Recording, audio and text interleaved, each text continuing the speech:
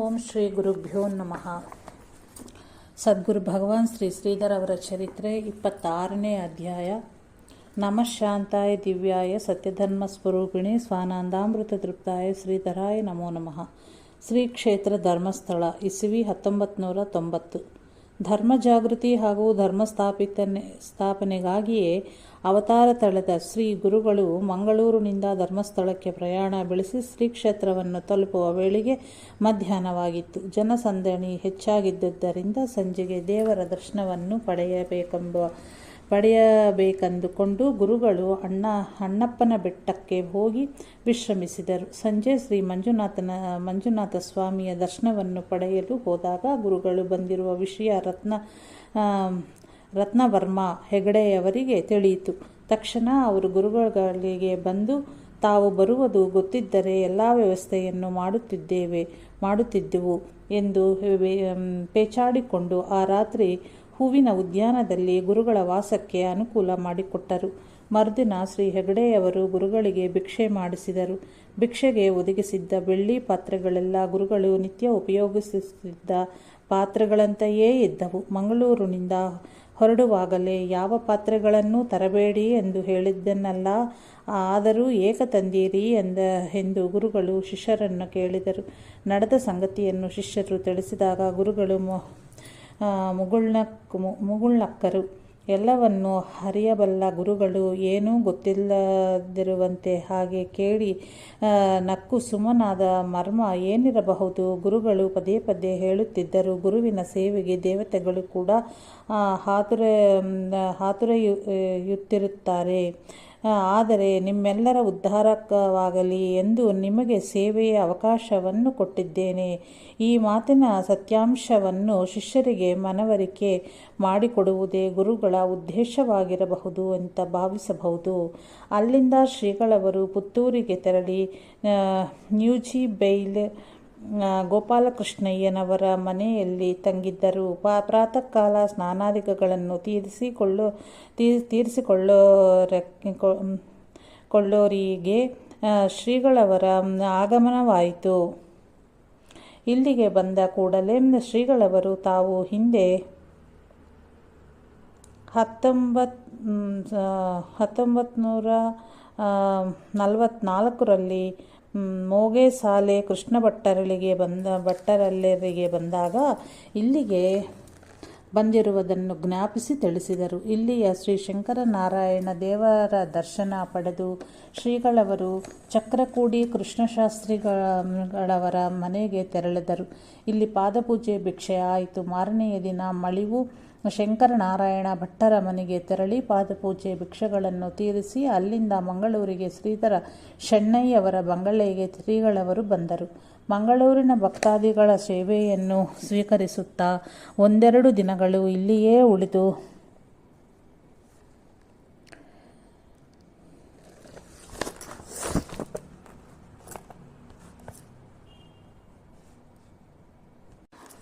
ತಾರೀಖು 18ಕ್ಕೆ ಶ್ರೀ ಕ್ಷೇತ್ರ ಶಂಕರನಾರಾಯಣದಲ್ಲಿ ಪುರಾಣ ಮಂಟಪದ ನೂತನ ಕಟ್ಟಡದ ಉದ್ಘಾಟನೆಗಾಗಿ ಅಲ್ಲಿಯ ಭಕ್ತರ ಕೋರಿಕೆಯಂತೆ ಅಲ್ಲಿಗೆ ತೆರಳಿದರು. ಉದ್ಘಾಟನಾ ಕಾರ್ಯಕ್ರಮವು ಸಾಂಗವಾಗಿ ನೆರವೇರಿ ಭಿಕ್ಷಾದಿಗಳು ಮುಗಿದು ಸಾಯಂಕಾಲ 5 ಗಂಟೆಗೆ ಸೇರಿದ ಸಾರ್ವಜನಿಕ ಸಭೆಯಲ್ಲಿ ಧರ್ಮ ಸಮಾಜವು ಹೇಗಿರಬೇಕು ಎಂಬ ವಿಷಯದಲ್ಲಿ ಶ್ರೀಗಳವರ ಪ್ರವಚನವಾಯಿತು. ಮಂತ್ರಾಕ್ಷತಾದಿ ವಿತರಣೆಯಾಗಿ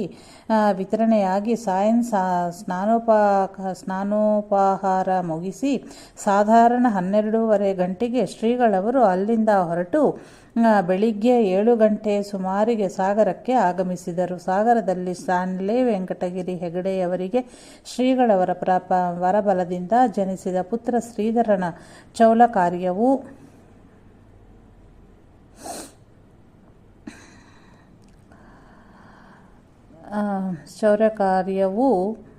ನೆರವೇರಿ ಆ ಬಾಲಕನ್ನು ಶ್ರೀಗಳವರು ಆಶೀರ್ವದಿಸಿದರು. ಅನಂತರ ಪಟ್ಟಣದೊಳಗಿನ ನಗರೇಶ್ವರ ದೇವಸ್ಥಾನದಲ್ಲಿ ನಡೆದ ಚಂಡೀ ಹವನದ ಪೂರ್ಣಾಹುತಿ ಪೂರೈಸಿ ಸಾರ್ವಜನಿಕರಿಗೆ ದರ್ಶನ ಕೊಟ್ಟು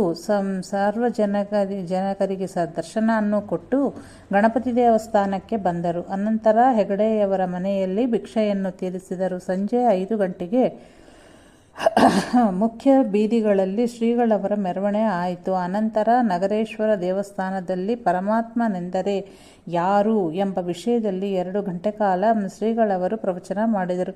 ಎಲ್ಲರಿಗೂ ಮಂತ್ರಾಕ್ಷತೆಯನ್ನು ನೀಡಿ ರಾತ್ರಿ ಸುಮಾರು 1 ಗಂಟೆಗೆ ವರದಾಪುರಕ್ಕೆ ತೆರಳಿ ಶ್ರೀಧರಾಶ್ರಮದಲ್ಲಿ ವಿಶ್ರಮಿಸಿದರು.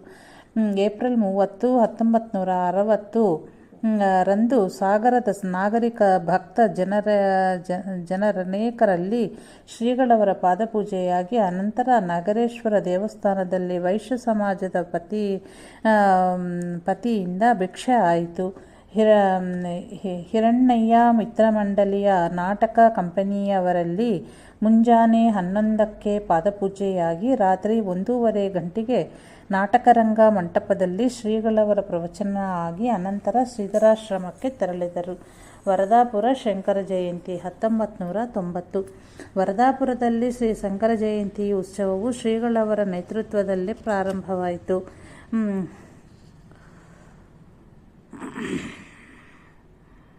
1960 ಮೇ 1ನೇ ತಾರೀಕು ಅದು ಜರುಗಿದ್ದು ವಿವಿಧ ಜಪ ಪಾರಾಯಣ ಹವನಾದಿಗಳು ನಡೆಯತೊಡಗಿದವು. ಅಂದು 11 ವಟುಗಳಿಗೆ ಉಪನಯನ ಹಾಗೂ ಒಬ್ಬನಿಗೆ ಚೌಲ ಮತ್ತು ಅಕ್ಷರಾಭ್ಯಾಸ ಸಂಸ್ಕಾರವೂ ನಡೆಯಿತು. ಇದೇ ಸಮಯದಲ್ಲಿ 2-3 ಜನ ವಟುಗಳ ಪಾಲಕರಿಗೆ ಮುಖಕ್ಷೌರ ಮಾಡಿಕೊಂಡು ನಾಂದಿ ಇಡುವ ಕಾರ್ಯದಲ್ಲಿ ಭಾಗವಹಿಸುವುದಕ್ಕಾಗಿ ಶ್ರೀಗುರು ಮತ್ತು ದೇವಿಯ ಮುಂದೆ 108 ನಮಸ್ಕಾರ ಮತ್ತು ಅಲ್ಪ ತಪ್ಪು ಕಾಣಿಕೆಯನ್ನು ಹಾಕಿಸುವ ರೀತಿಯಿಂದ ಶ್ರೀಗಳವರು ಅವರನ್ನು ಶಿಕ್ಷಿಸಿದರು. ಅಲ್ಲದೆ ಆಚಾರಃ ಪ್ರಥಮೋ ಧರ್ಮಃ ಆಚಾರಹೀನಂ ನ ಪುನಂತಿ ವೇದಾಹಂ ಅವಿಧಿ ಕೃನ್ನರಕ ಮಶ್ನುತೆ. ಆಚಾರವು ಪ್ರಥಮ ಧರ್ಮವಾಗಿದ್ದು ಆಚಾರಹೀನವರನ್ನು ವೇದವು ಕೂಡ ಉದ್ಧರಿಸಲಾರದು. ವಿಧಿರಹಿತವಾಗಿ ಕರ್ಮ ಮಾಡಿದರೆ ನರಕವನ್ನು ಹೊಂದುವನು. ಶ್ರೇಯಾನ್ ಸ್ವಧರ್ಮೋ ವಿಗುಣಃ ಪರಧರ್ಮಾತ್ ಸ್ವನುಷ್ಠಿತಾತ್. ಸ್ವಧರ್ಮೇ ನಿಧನಂ ಶ್ರೇಯಃ ಪರಧಮೋ ಭಯಾವಹ. ಬೇರೆಯವರ ದೃಷ್ಟಿಯಿಂದ ಕೆಲವೊಂದು ಗುಣವಿಹೀನವಾಗಿ ಕಂಡರೂ ಸ್ವಧರ್ಮವೇ ಶ್ರೇಯಸ್ಸಿಗೆ ಕಾರಣವಾಗಿದೆ, ಪರಧರ್ಮಾಚರಣೆಯೂ ದುಃಖಕ್ಕೆ ಕಾರಣವಾಗಿದೆ ಎಂದು ಮುಂತಾದಿ ತಿಳಿಸಿ ಹೇಳಿದರು. ಉತ್ಸವವು ದೇವಿ ದೇವಸ್ಥಾನದ ಆವರಣದಲ್ಲಿ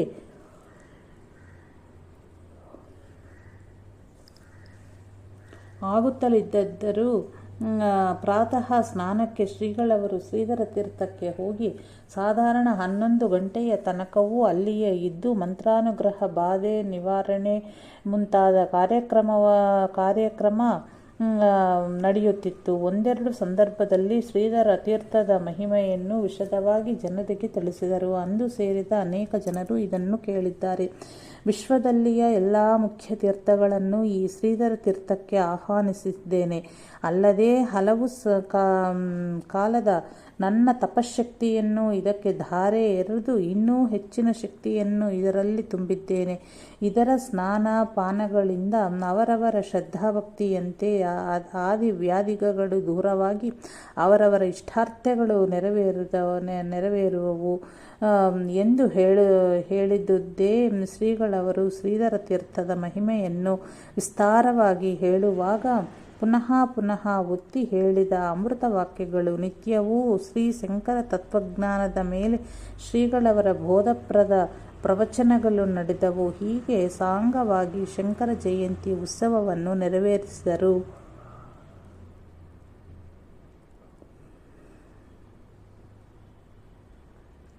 1960 ಮೇ 11 ರಂದು ಶ್ರೀಗಳವರು ಸಿರ್ಸಿಗೆ ತೆರಳಿ ಅಲ್ಲಿಯ ಶ್ರೀಧರ ಸೇವಾ ಸಂಘದ ನೂತನ ಕಟ್ಟಡದ ಶಂಕುಸ್ಥಾಪನೆಯನ್ನು ಮಾಡಿ ಸಂಘದ ಪತಿಯಿಂದಲೇ ಸಂಘದ ವತಿಯಿಂದಲೇ ಭಿಕ್ಷವನ್ನು ತೀರಿಸಿ ಸಾಯಂಕಾಲ ಅಲ್ಲಿಯ ಶ್ರೀ ಮಾರಿಕಾಂಬಾ ದೇವಸ್ಥಾನದಲ್ಲಿ ಪ್ರವಚನವಾಗಿ ಪುನಃ ಶ್ರೀಧರಾಶ್ರಮಕ್ಕೆ ಬಂದರು.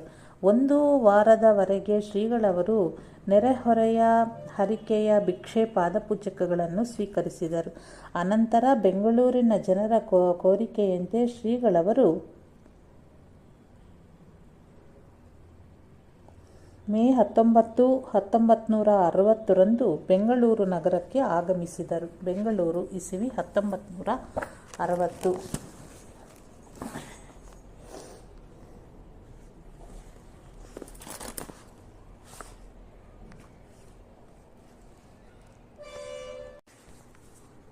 ದಿನಾಂಕ ಮೇ 20, 1960 ಬಸವನಗುಡಿಯ ಗಣಪತಿ ಮತ್ತು ಬಸವೇಶ್ವರ ದೇವಾಲಯವನ್ನು ಹಾಗೂ ಸಾಯಂಕಾಲ ಗೋವಿಂದಪುರದ ಗೌತಮಾಶ್ರಮದಲ್ಲಿಯ ಗಂಗಾಧರೇಶ್ವರ ಮತ್ತು ಪ್ರಸನ್ನ ಪಾರ್ವತಿಯ ದೇವಾಲಯಗಳನ್ನು ಸಂದರ್ಶಿಸಿದರು.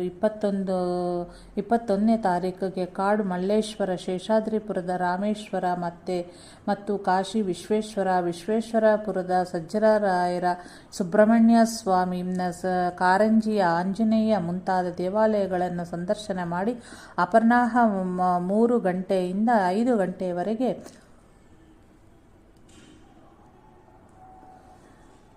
ನರಸಿಂಹರಾಜ ಕಾಲೋನಿಯ ಕಲ್ಯಾಣ ಮಂಟಪದ ಕಾಂಪೌಂಡ್ನಲ್ಲಿರುವ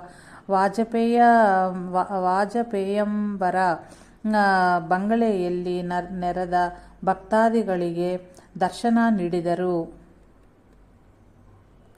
ದಿನಾಂಕ 22ಕ್ಕೆ ದ್ವಾದಶಿ ಇದ್ದುದರಿಂದ ಬೆಳಿಗ್ಗೆಯ ಭಿಕ್ಷೆಯನ್ನು ತೀರಿಸಿ 8:15 ಗಂಟೆಗೆ ನರಸಿಂಹರಾಜ ಕಾಲೋನಿಯ ಶ್ರೀರಾಮ ಮಂದಿರದಲ್ಲಿ ಪ್ರವಚನವಾಯಿತು.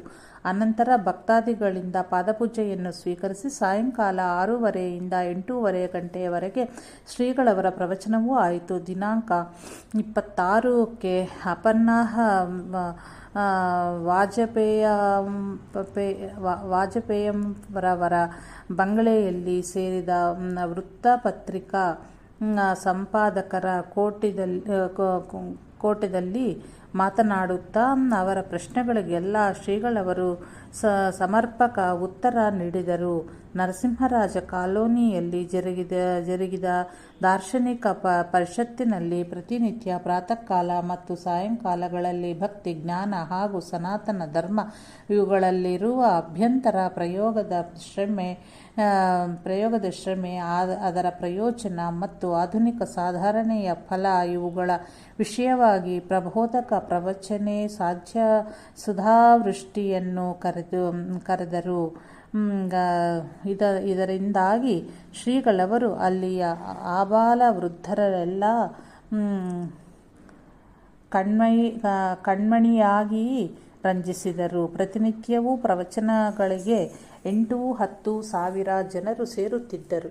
ಶ್ರೀಗಳವರ ಪ್ರವಚನಗಳಿಂದ ಪ್ರಭಾವಿತರಾದ ಅನೇಕರು ಶ್ರೀಗಳವರ ಮುಕ್ಕಾಮಿಗೆ ಬಂದು ಭಕ್ತಿ ಜ್ಞಾನಾದಿಗಳ ವಿಷಯವಾಗಿ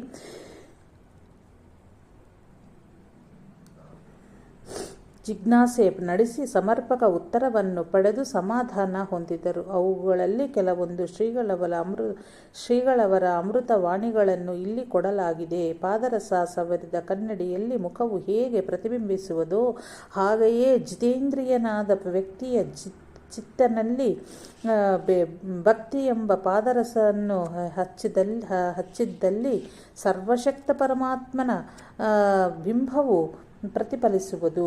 ಇನ್ನೊಬ್ಬವನ್ನು ಕೊಲ್ಲುವುದಕ್ಕೆ ಕತ್ತಿ, ಗುರಾಣಿ, ಧನುರ್ಬಾಣಾದಿ ಎಷ್ಟೇ ಆಯುಧಗಳಿದ್ದರೂ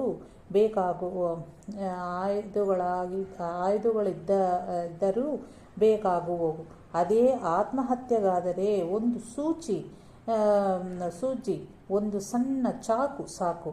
ಅಂತೆಯೇ ಅನ್ಯರ ಬೋಧನೆಗಾಗಿ ಒಬ್ಬನು ಶ್ರುತಿ, ಸ್ಮೃತಿ, ಪುರಾಣ, ಇತಿಹಾಸಾದಿ ನಾನಾ ಗ್ರಂಥಗಳನ್ನು ಅಧ್ಯಯನ ಮಾಡಬೇಕು. ಅದೇ ಸ್ವಾತ್ಮ ಪ್ರಕಾಶಕ್ಕಾದರೂ ಒಂದೇ ಒಂದು ಗುರುವಾಕ್ಯದಲ್ಲಿ ಅಚಲವಾದ ನಂಬಿಕೆಯೇ ಸಾಕಾಗುವುದು. ಹಸಿ ಮಡಿಕೆಯ ಒಡೆದು ಹೋದರೆ ಆ ಮಣ್ಣಿನಿಂದ ಕುಂಬಾರನು ಪುನಃ ಹೊಸ ಮಡಿಕೆಯನ್ನು ಮಾಡಬಲ್ಲನು. ಆದರೆ ಬೆಂಕಿಯಲ್ಲಿ ಬೇಯಿಸಿದ ಮಡಿಕೆಯ ಒಡೆದು ಹೋದರೆ ಅದರ ತುಣುಕುಗಳು ಮತ್ತೆ ಗಡಿಗೆ ಮಾಡಲು ಉಪಯೋಗ ಆಗವು. ಅಂತೆಯೇ ಅಜ್ಞಾನ ವ್ಯವಸ್ಥೆಯಲ್ಲಿ ಮೃತನಾದವನು ಮುಂದೆ ಜನ್ಮವೆತ್ತಬೇಕು. ಆದರೆ ಆತ್ಮಜ್ಞಾನವೆಂಬ ಅಗ್ನಿಯಲ್ಲಿ ದಗ್ಧನಾಗಿ ಬೆಂದು ಸಿದ್ಧನಾದವನಿಗೆ ಪುನರ್ಜನ್ಮ ಇಲ್ಲ. ಉಪ್ಪಿಂದಲೂ ಬಟ್ಟೆಯಿಂದಲೂ ಕಲ್ಲಿಂದಲೂ ಬೇರೆ ಬೇರೆಯಾಗಿ ಮಾಡಿದ 3 ಗೊಂಬೆಗಳನ್ನು ನೀರಿನಲ್ಲಿ ಮುಳುಗಿಸಿದರೆ ಮೊದಲನೆಯದು ನೀರಿನಲ್ಲಿ ಕರಗಿ ಅದರೊಡನೆ ಕಲೆತು ತದ್ರೂಪವನ್ನು ಹೊಂದುವುದು. ಎರಡನೆಯದು ನೀರನ್ನು ವಿಶೇಷವಾಗಿ ಹೀರುವುದು ಮತ್ತು ತನ್ನ ಆಕಾರವನ್ನು ಉಳಿಸಿಕೊಳ್ಳುವುದು. ಮೂರನೆಯದಾದ ಕಲ್ಲು ಗೊಂಬೆಯು ತನ್ನಲ್ಲಿ ನೀರಿನ ಪ್ರವೇಶಕ್ಕೆ ಎಡಕೊಡದು. ಅಂತೆಯೇ ಯಾವ ಜೀವಾತ್ಮನೂ ಸರ್ವವ್ಯಾಪಿಯಾದ ಪರಮಾತ್ಮನಲ್ಲಿ ಲೀನನಾಗಿ ಅವನೊಡನೆ ಒಂದಾಗುವನೋ ಅವನೇ ಮುಕ್ತ ಪುರುಷನು. ಅವನು ಉಪ್ಪಿನ ಗೊಂಬೆಯಂತೆ ದಿವ್ಯ ಜ್ಞಾನಾನಂದಗಳಿಂದ ತುಂಬಿದ ಭಗವದ್ಭಕ್ತ ಸಾಧಕನು ಎರಡನೆಯ ಗೊಂಬೆಯ ಸಮಾನನು. ನೈಜ ಅಜ್ಞಾನದ ಆತ್ಮಜ್ಞಾನದ ಸೋಂಕು ಕೂಡ ಇಲ್ಲದ ಪ್ರಾಪಂಚಿಕನು ಮೂರನೆಯವನಾದ ಕಲ್ಲು ಗೊಂಬೆಗೆ ಸಮನಾದವನು. ಎಲ್ಲ ಕಡುಬುಗಳ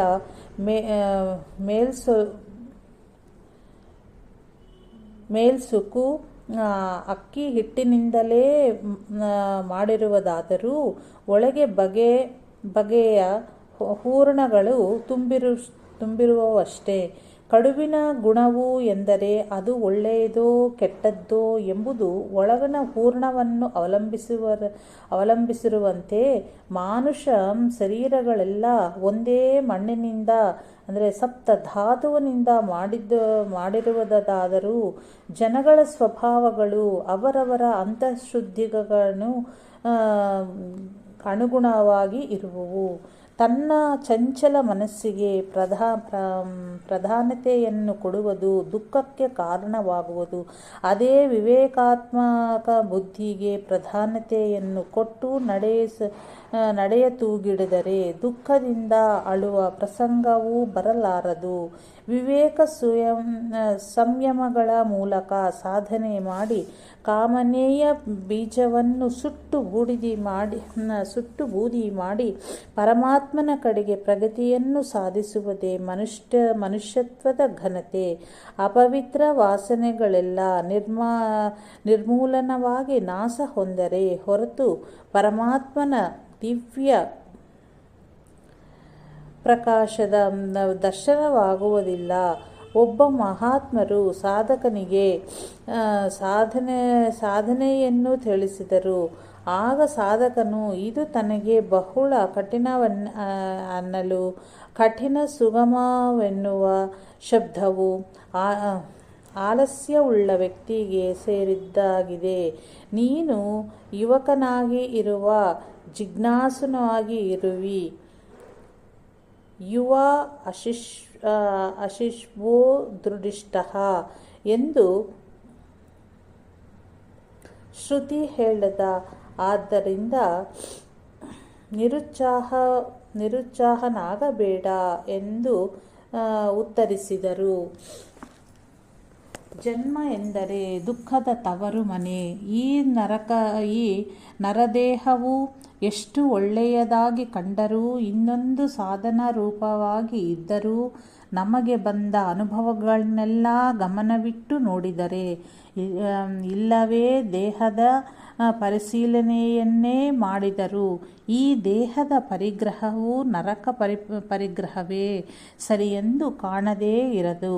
ಇದರ ಸ್ಪಂದನದಿಂದ ಬಿಡುಗಡೆ ಹೊಂದುವುದು ಮಾನವನ ನಿಜವಾದ ಹೆಗ್ಗುರಿ ಹಾಗೂ ಸಾರ್ಥಕತೆ.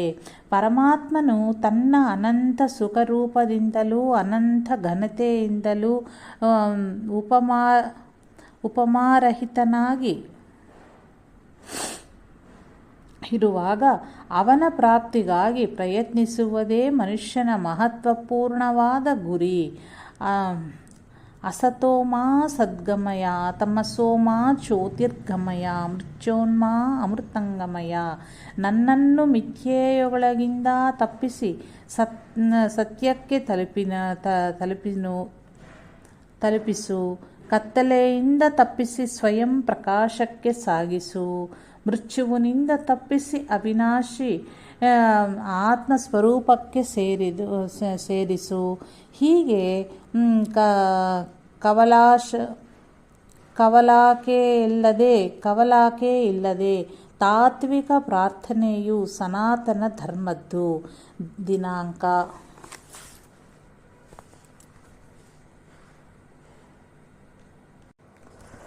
27 ಬೆಳಿಗ್ಗೆ ವಾಜಪೇಯರಂಪರಲ್ಲಿ ಭಿಕ್ಷೆಯನ್ನು ಪೂರೈಸಿ ಅಲ್ಲಿ ನೆರೆದ ಭಕ್ತವೃಂದಕ್ಕೆ ಮಂತ್ರಾಕ್ಷತಾ ಆಶೀರ್ವಾದವನ್ನು ಇತ್ತು ಬೆಂಗಳೂರಿನ ಮೆಜೆಸ್ಟಿಕ್ನಲ್ಲಿಯ ಅಣ್ಣಮ್ಮನ ದರ್ಶನ ತೆಗೆದುಕೊಂಡು ಬಾರಕೂರಿಗೆ ಹೊರಟರು. ಮಾರ್ಗದಲ್ಲಿ ಸಾಯಂಕಾಲ ಹುಣಸೂರಿನ ಒಬ್ಬ ವೈಶ್ಯ ಭಕ್ತರಲ್ಲಿ ವಿಶ್ರಮಿಸಿ ಮರುದಿನ ಅಲ್ಲಿ ಭಕ್ತಿಯನ್ನು ತೀರಿಸಿ ಸಾಯಂಕಾಲ ಬಾರಕೂರು ಗಣಪತಿರಾಯರ ಮನೆಗೆ ಬಂದು ತಲುಪಿದರು. ಮರುದಿನ ಬಾರಕೂರಿನಲ್ಲಿ ಬೇತಾಳನ ವಾರ್ಷಿಕೋತ್ಸವವನ್ನು ಸಾಂಗವಾಗಿ ನೆರವೇರಿಸಿದರು. ತಾರೀಕು 29/5/1960. ದಿನಾಂಕ 30ಗೆ ಶ್ರೀ ಹೆಬ್ಬಾರರಲ್ಲಿ ಭಿಕ್ಷೆ ತೀರಿಸಿ ಕುಂದಾಪುರಕ್ಕೆ ಬಂದು ಶ್ರೀ ಜನಾರ್ದನ ರಾಯರಲ್ಲಿ ವಿಶ್ರಮಿಸಿ ಮಾರನೆಯ ದಿನ ಹೊರಟು ಆಂಗುಬೆಗೆ ಬಂದು ಶ್ರೀ ಡಿ.ಎಸ್. ವಿಜಯೇಂದ್ರರಾವ್ ಇವರಲ್ಲಿ ಭಿಕ್ಷಾದಿ ಕಾರ್ಯಕ್ರಮಗಳನ್ನು ಪೂರೈಸಿ ಶಿವಮೊಗ್ಗಕ್ಕೆ ಆಗಮಿಸಿ ಕನ್ನಿಕಾ ಪರಮೇಶ್ವರಿ ದೇವಸ್ಥಾನದಲ್ಲಿ ವಿಶ್ರಮಿಸಿದರು. ಶಿವಮೊಗ್ಗ ದಿನಾಂಕ 16/1960 ರಂದು ಬೆಳಿಗ್ಗೆ 1960 ಜೂನ್ 1ನೇ ತಾರೀಖುರಂದು ಬೆಳಿಗ್ಗೆ ಸ್ನಾನಾದಿಗಳ ನಂತರ 10 ಗಂಟೆಗೆ ಭಕ್ತಾದಿಗಳು ಅಲಂಕರಿಸಿ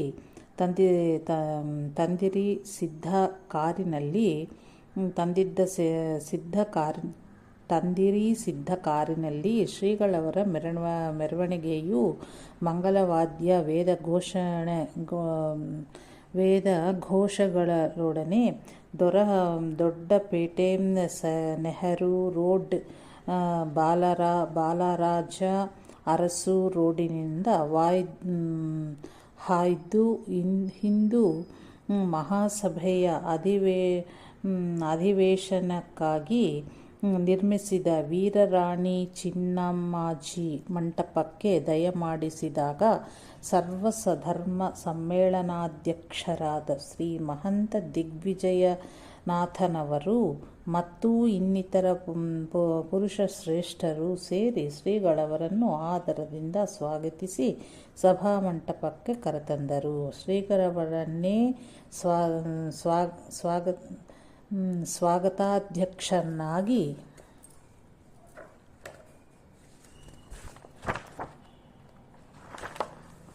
ಆರಿಸಿದರು. ಶ್ರೀ ಗುರುಮೂರ್ತಿ ಶಾಸ್ತ್ರಿಗಳು, ಭೂಪಾಳಂ ಚಂದ್ರಶೇಖರಯ್ಯವರು, ನ್ಯಾಯವಾದಿ ಕುಕ್ಕೆ ಶ್ರೀ ಸೀತಾರಾಮ ಶಾಸ್ತ್ರಿಗಳು ಮುಂತಾದವರ ಭಾಷಣವಾದ ಮೇಲೆ ಶ್ರೀಗಳವರ ಪ್ರವಚನವಾಯಿತು. ಪ್ರವಚನದ ಕೆಲವು ಅಲ್ಲಲ್ಲಿಯೂ ಮುಖ್ಯ ವಾಕ್ಯಗಳು ಈ ಕೆಳಗಿನಂತವೆ. ಪರರ ಸೌಖ್ಯ ಶಾಂತಿಯನ್ನು ಲೆಕ್ಕಿಸದೆ ಜಗತ್ತನ್ನು ಪ್ರಕೋಪದ ಪ್ರಳಯಾಗ್ನಿಯ ದವಡೆಗೆ ನುಗ್ಗಿ ಸುತ್ತಿರುವ ಕೆಲವು ರಾಷ್ಟ್ರಗಳ ವ್ಯಕ್ತಿಗಳ ರೀತಿನೀತಿಗಳನ್ನು ತಡೆಯಲು ಇಂದು ಆಧ್ಯಾತ್ಮ ಜ್ಞಾನ ಪ್ರಸಾರದ ಅವಶ್ಯಕತೆ ಹೆಚ್ಚು ಅದೇ. ಭಯಗ್ರಸ್ತ ಈ ವಿಶ್ವದಲ್ಲಿ ಆನಂದ ಸಮಷ್ಟಿ ಭ್ರಾತೃತ್ವವನ್ನು ಕಾಣಲು ಚಿಂತನೆ ಹಾಗೂ ಪರಮಾತ್ಮನನ್ನು ಸಾಕ್ಷಾತ್ಕಾರಗೊಳಿಸುವಂತಹ ಭಯಭಕ್ತಿಗಳಿಗೆ ಆಲೋಚನೆ ಅಗತ್ಯವಿದೆ. ಮಾನವನು ತನ್ನ ಅಹಂಕಾರ, ಅಸೂಯೆ, ಈರ್ಷ್ಯೆಗಳನ್ನು ತೊರೆದು ಅನಂತಾನಂತ ಸುಖದ ಸತ್ಯದ ಹಾದಿಯಲ್ಲಿ ಸಾಗಲು ಬ್ರಹ್ಮಜ್ಞಾನ ಪಡೆಯುವುದಕ್ಕೆ ಪ್ರಯತ್ನಿಸಬೇಕು. ಇಂದ್ರಿಯ ಸುಖ ಇಂದು ಹೆಚ್ಚಿ ಕ್ಷಣಿಕವಾಗಿ ಸಾಗುತ್ತಿರುವ ಇಂದಿನ ಜಗತ್ತಿಗೆ ದುಃಖವೆಂದೂ ತಪ್ಪಿದ್ದಲ್ಲ. ಸೂರ್ಯ ಚಂದ್ರರ ಅಸ್ತ ಉದಯಕಗಳು, ಹುಟ್ಟು ಸಾವಿನ ಸಮಸ್ಯೆಗಳು, ನೀರು ಆಕಾಶಗಳ ಸೃಷ್ಟಿಯ ಯಾವ ಮಾನವನಿಂದಲೂ ಆಗಿಲ್ಲ. ವ್ಯಕ್ತಿಯ ಜನ್ಮಕ್ಕಿಂತ ಮೊದಲೇ ಈ ಮಹತ್ ಕಾರ್ಯಗಳು ನಡೆದಿದ್ದು. ಈ ಅಗಣಿತ ಕಾರ್ಯದ ಹಿಂದೆ ಪರಮಾತ್ಮನ ಶಕ್ತಿ ಇದೆ. ತಾನು ತನ್ನದು ಎಂಬುದನ್ನು ಮನುಷ್ಯನು ಮರೆತು ಪ್ರಕೃತಿಯ ಸೃಷ್ಟಿಯೆಲ್ಲ ಪರರಿಗಾಗಿ ಎಂಬ ಉದಾತ್ತ ಧ್ಯೇಯವನ್ನು ಎಂದು ಹೊಂದುವನೋ ಅಂದೇ ಜಗತ್ತಿಗೆ ಕಲ್ಯಾಣ, ಮಾನವ ಕುಲಕ್ಕೆ ಕಾಂತಿ, ಶಾಂತಿ, ಸಹಕಾರ, ಸೌಜನ್ಯ, ಸದಾಚರಣೆ, ಸದ್ಭಾವನೆ ಇದ್ದರೆ ಅಲ್ಲಿ ಪರಮಾತ್ಮನ ಸಾಕ್ಷಾತ್ಕಾರವಿದೆ. ಭೌತಿಕ ಸುಖಕ್ಕೆ ನಾವುಗಳು ಸೋತರೆ ನಮ್ಮ ಜೀವನ, ರಾಷ್ಟ್ರ ಜೀವನ ನಿಸ್ಸಾರವಾಗುತ್ತದೆ. ಅಣುವಿನಲ್ಲಿ ನಾವು ಮಹತ್ತನ್ನು ಕಂಡು ಇದು ಅಣು ಬಾಂಬನ್ನು ಸೃಷ್ಟಿಸಿದರೂ ಅದೇ ಅಣುವಿನಲ್ಲಿ ಪರಮಾತ್ಮನ ಸ್ವರೂಪವಿದೆ ಎಂಬುದನ್ನು ಅರಿಯದೇ ಸಾಗುತ್ತಿರುವುದು ನಮ್ಮ ದೌರ್ಭಾಗ್ಯದ ಸಂಗತಿಯಾಗಿದೆ. ಮಂಗಳಕರವಾದ, ಪವಿತ್ರವಾದ, ಕ್ಷೇಮರೂಪವಾದ ಪರಮಾತ್ಮನನ್ನು ಕಾಣಲು ನಾವು ನಮ್ಮ ಜೀವನವನ್ನು ಪವಿತ್ರಗೊಳಿಸಿಕೊಳ್ಳಬೇಕು. ವ್ಯಕ್ತಿ ಮಟ್ಟದಿಂದ ವ್ಯಾಪಕವಾದ ರೂಪಕ್ಕೆ ಇಂದು ಮಾನವ ಕುಲವು ಏರಿದ್ದರೆ ವಿಶ್ವಕ್ಕೆ ಅಪಾಯ ಸಂಭವಿಸುವ ಭೀತಿ ಇದೆ. ಸೃಷ್ಟಿಯ ಯಾವ ಕಾರ್ಯವೂ ತನ್ನಿಂದ ತಾನೇ ಆಗದೆ ಬೇರೆ ಒಂದು ಶಕ್ತಿಯಿಂದ ಆಗಿದೆ ಎಂಬ ಜ್ಞಾನೋದಯ ಉಂಟಾಗಬೇಕು. ಪ್ರವಚನವನ್ನು ಕೇಳಿ ಎಲ್ಲರೂ ಮುಗ್ಧರಾದರು.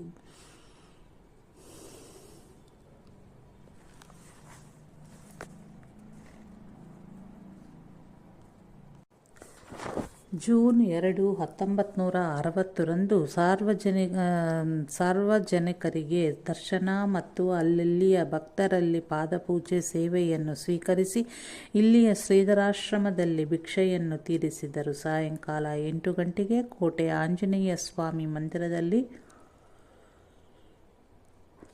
1.5 ಗಂಟೆ ಕಾಲ ಧರ್ಮವೆಂದರೆ ಏನು ಎಂಬ ವಿಷಯದಲ್ಲಿ ಶ್ರೀಗಳವರ ಪ್ರವಚನವಾಯಿತು. ಆವಾಗ ಇದನ್ನು ಧ್ವನಿ ಮುದ್ರಣ ಮಾಡಿಕೊಂಡಿದ್ದರು.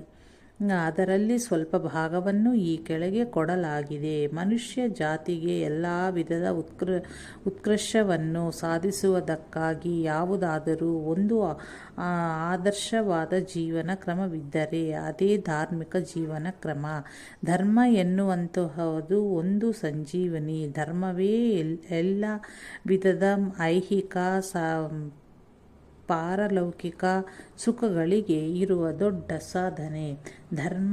ಧರ್ಮೇ ಸರ್ವಂ ಪ್ರತಿಷ್ಠಿತಂ ತಸ್ಮಾತ್ ಧರ್ಮಂ ಪರಮಂ ವದಂತಿ. ಇದೆಲ್ಲವೂ ಧರ್ಮೇಣ ಪರಿಗೃಹೀತಂ. ಧರ್ಮದಿಂದಲೇ ನಡೆಯುತ್ತದೆ. ಎಲ್ಲವೂ ಧರ್ಮದಿಂದಲೇ ನೆಲೆಸಿದೆ. ಆದದರಿಂದ ಧರ್ಮವೇ ಎಲ್ಲಕ್ಕಿಂತಲೂ ಹೆಚ್ಚಿನದು ಎಂಬುದಾಗಿ ಶ್ರುತಿಯ ಹೇಳಿಕೆ. ಧರ್ಮೋ ವಿಶ್ವಸ್ಯ ಜಗತಃ ಪ್ರತಿಷ್ಠಾ. ಜಗತ್ತಿನ ಸುಸ್ಥಿತಿಗೆ ಕಾರಣವಾಗಿರುವಂತಹದ್ದು ಯಾವುದಾದರೂ ಎಂದು ಇದ್ದರೆ ಅದು ಈ ಧರ್ಮವೇ ಸರಿ. ಇದನ್ನೇ ತಿರುಗಿಸಿ ನೋಡಿದಾಗ ಜಗತ್ತಿನ ದುಸ್ಥಿತಿಗೆ ಕಾರಣವಾವುದು ಎಂದು ವಿಚಾರ ಮಾಡುವಲ್ಲಿ ಜಗತ್ತಿನ ದುಸ್ಥಿತಿಗೆ ಕಾರಣವಾದದ್ದು ಅಧರ್ಮ ಎಂಬುದು ಸ್ಪಷ್ಟವಾಗುತ್ತದೆ. ಹೀಗೆ ಜಗತ್ತಿನ ಸ್ತುತಿಯು ಧರ್ಮದಿಂದ ಹಾಗೂ ದುಸ್ಥಿತಿಯು ಅಧರ್ಮದಿಂದ ಎಂಬುದು ಶ್ರುತಿಯ ಮೂಲಕ ಸ್ಪಷ್ಟವಾಗುತ್ತದೆ. ತಾತ್ಪರ್ಯ: ಜಗತ್ತಿನ ಸುಸ್ಥಿತಿ ಧರ್ಮದ ಮೇಲೆ ಆಶ್ರಯಿಸಿದೆ, ಅವಲಂಬಿಸಿಕೊಂಡಿದೆ. ಧರ್ಮವನ್ನು ಬಿಟ್ಟರೆ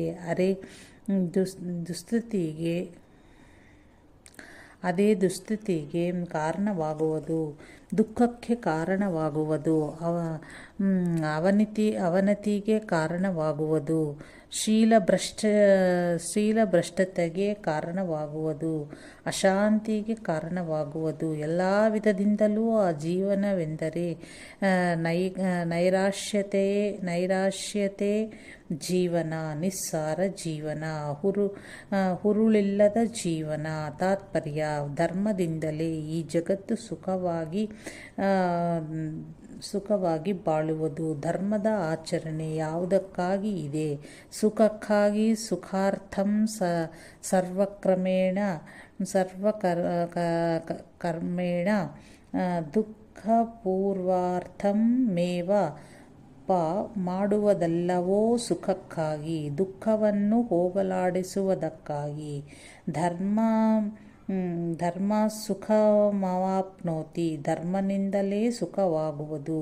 ಸುಖಮಿಚ್ಛಂತಿ ಸರ್ವೇಪಿ ತಚ್ಚ ಪ್ರತಿಷ್ಠಿತಂ, ಎಲ್ಲರೂ ಸುಖವನ್ನೇ ಬಯಸುತ್ತಾರೆ, ಅದು ಧರ್ಮದಲ್ಲೇ ನೆಲೆ ನಿಂತಿದೆ. ಎಲ್ಲರಿಗೂ ಸುಖದ ಇಚ್ಛೆಯೇನೋ ಇದ್ದೇ ಇದೆ. ಆದರೆ ಅದರ ಸಾಧನರೂಪವಾಗಿ ಇರುವ ಧರ್ಮದ ಆಚರಣೆ ಮಾತ್ರ ಬೇಡ. ಹೀಗೆ ವಿರುದ್ಧ ಫಲದ ಯತ್ನ ಮಾಡಿದರೆ ಹೇಗಾಗುವುದು? ಕೋರಿರುವ ಫಲದ ಪ್ರಯತ್ನ ಯಥಾರ್ಥವಾಗಿ ಜರುಗಿದರೆ ಅದಕ್ಕೆ ತಕ್ಕ ಫಲ ಸಿಕ್ಕೇ ಸಿಗಬಹುದು.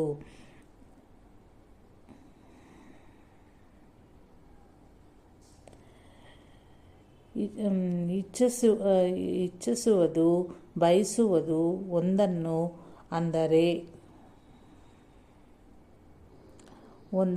ಆದರೆ ಆಚರಣೆ ಮಾತ್ರ ವಿರುದ್ಧ ಫಲ ಕೊಡುವಂಥದ್ದು. ಹೀಗೆ ಆಚರಣೆ ಇದ್ದರೆ ವಿರುದ್ಧ ಫಲ ನೀಡುವ ಸಾಧನವನ್ನು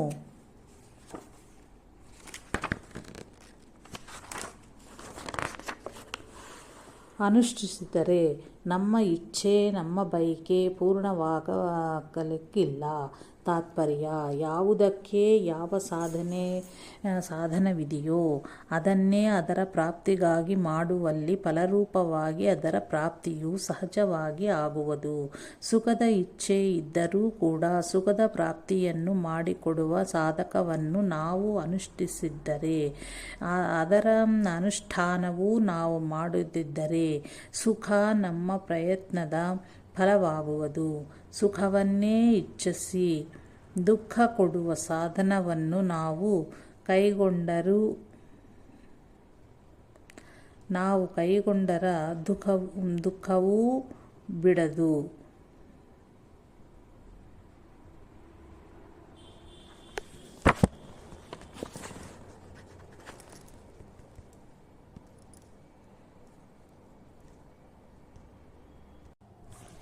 ಸುಖಂ ವಾಭಂತಿ ಸರ್ವೇಪಿ ತಚ್ಚಧರ್ಮ ಪ್ರತಿಷ್ಠಿತಂ, ತಸ್ಮಾಧರ್ಮ ಸದಾಚಾರ್ಯಃ ಸರ್ವಯತ್ನೇನ ಸರ್ವದಾ. ಸುಖವೂ ಧರ್ಮದಲ್ಲಿದೆ, ಧರ್ಮದಿಂದ ಸುಖ ಉಂಟಾಯಿತು. ಸುಖ ಎಂದರೆ ಧರ್ಮದ ಸ್ವರೂಪವೇ ಸರಿ. ಇಲ್ಲಿ ಒಂದು ಶಂಕ ಉಂಟಾಗುವುದು. ಯೋ ವೈ ಭೂಮಾ ತಸ್ಸುಖಂ ಎಂಬುದು ಶ್ರುತಿಯ ವಾಕ್ಯ. ಪರಮಾತ್ಮನ ಸ್ವರೂಪವೇ ಸುಖ ಎಂಬುದಾಗಿ ಶ್ರುತಿಯ ಹೇಳಿಕೆ. ಹೀಗಿರುವಲ್ಲಿ ಧರ್ಮವೇ ಸುಖವೆಂಬುದಾಗಿ ನೀವು ಹೇಗೆ ಹೇಳುವಿರಿ, ಹೇಗೆ ಸಿದ್ಧ ಮಾಡಿ ತೋರಿಸುವಿರಿ ಎಂಬಂತಹ ಒಂದು ಪ್ರಶ್ನೆಗೆ ಉತ್ತರ ಕೊಡುವುದಾದರೆ, ಸಿದ್ಧಾಂತ ಅಬಾಧಿತವಾಗಿರುವುದು, ಸತ್ಯ ಅವ್ಯಭಿಚರಿತವಾಗಿರುವುದು, ಸತ್ಯಕ್ಕೆ ಚ್ಯುತಿ ಇಲ್ಲ. ವೇದವಾಣಿಯೂ ಶ್ರುತಿಯೂ ಯಾವುದನ್ನು ಸಾರುವುದೋ ಅದು ಸತ್ಯವೇ ಸರಿ.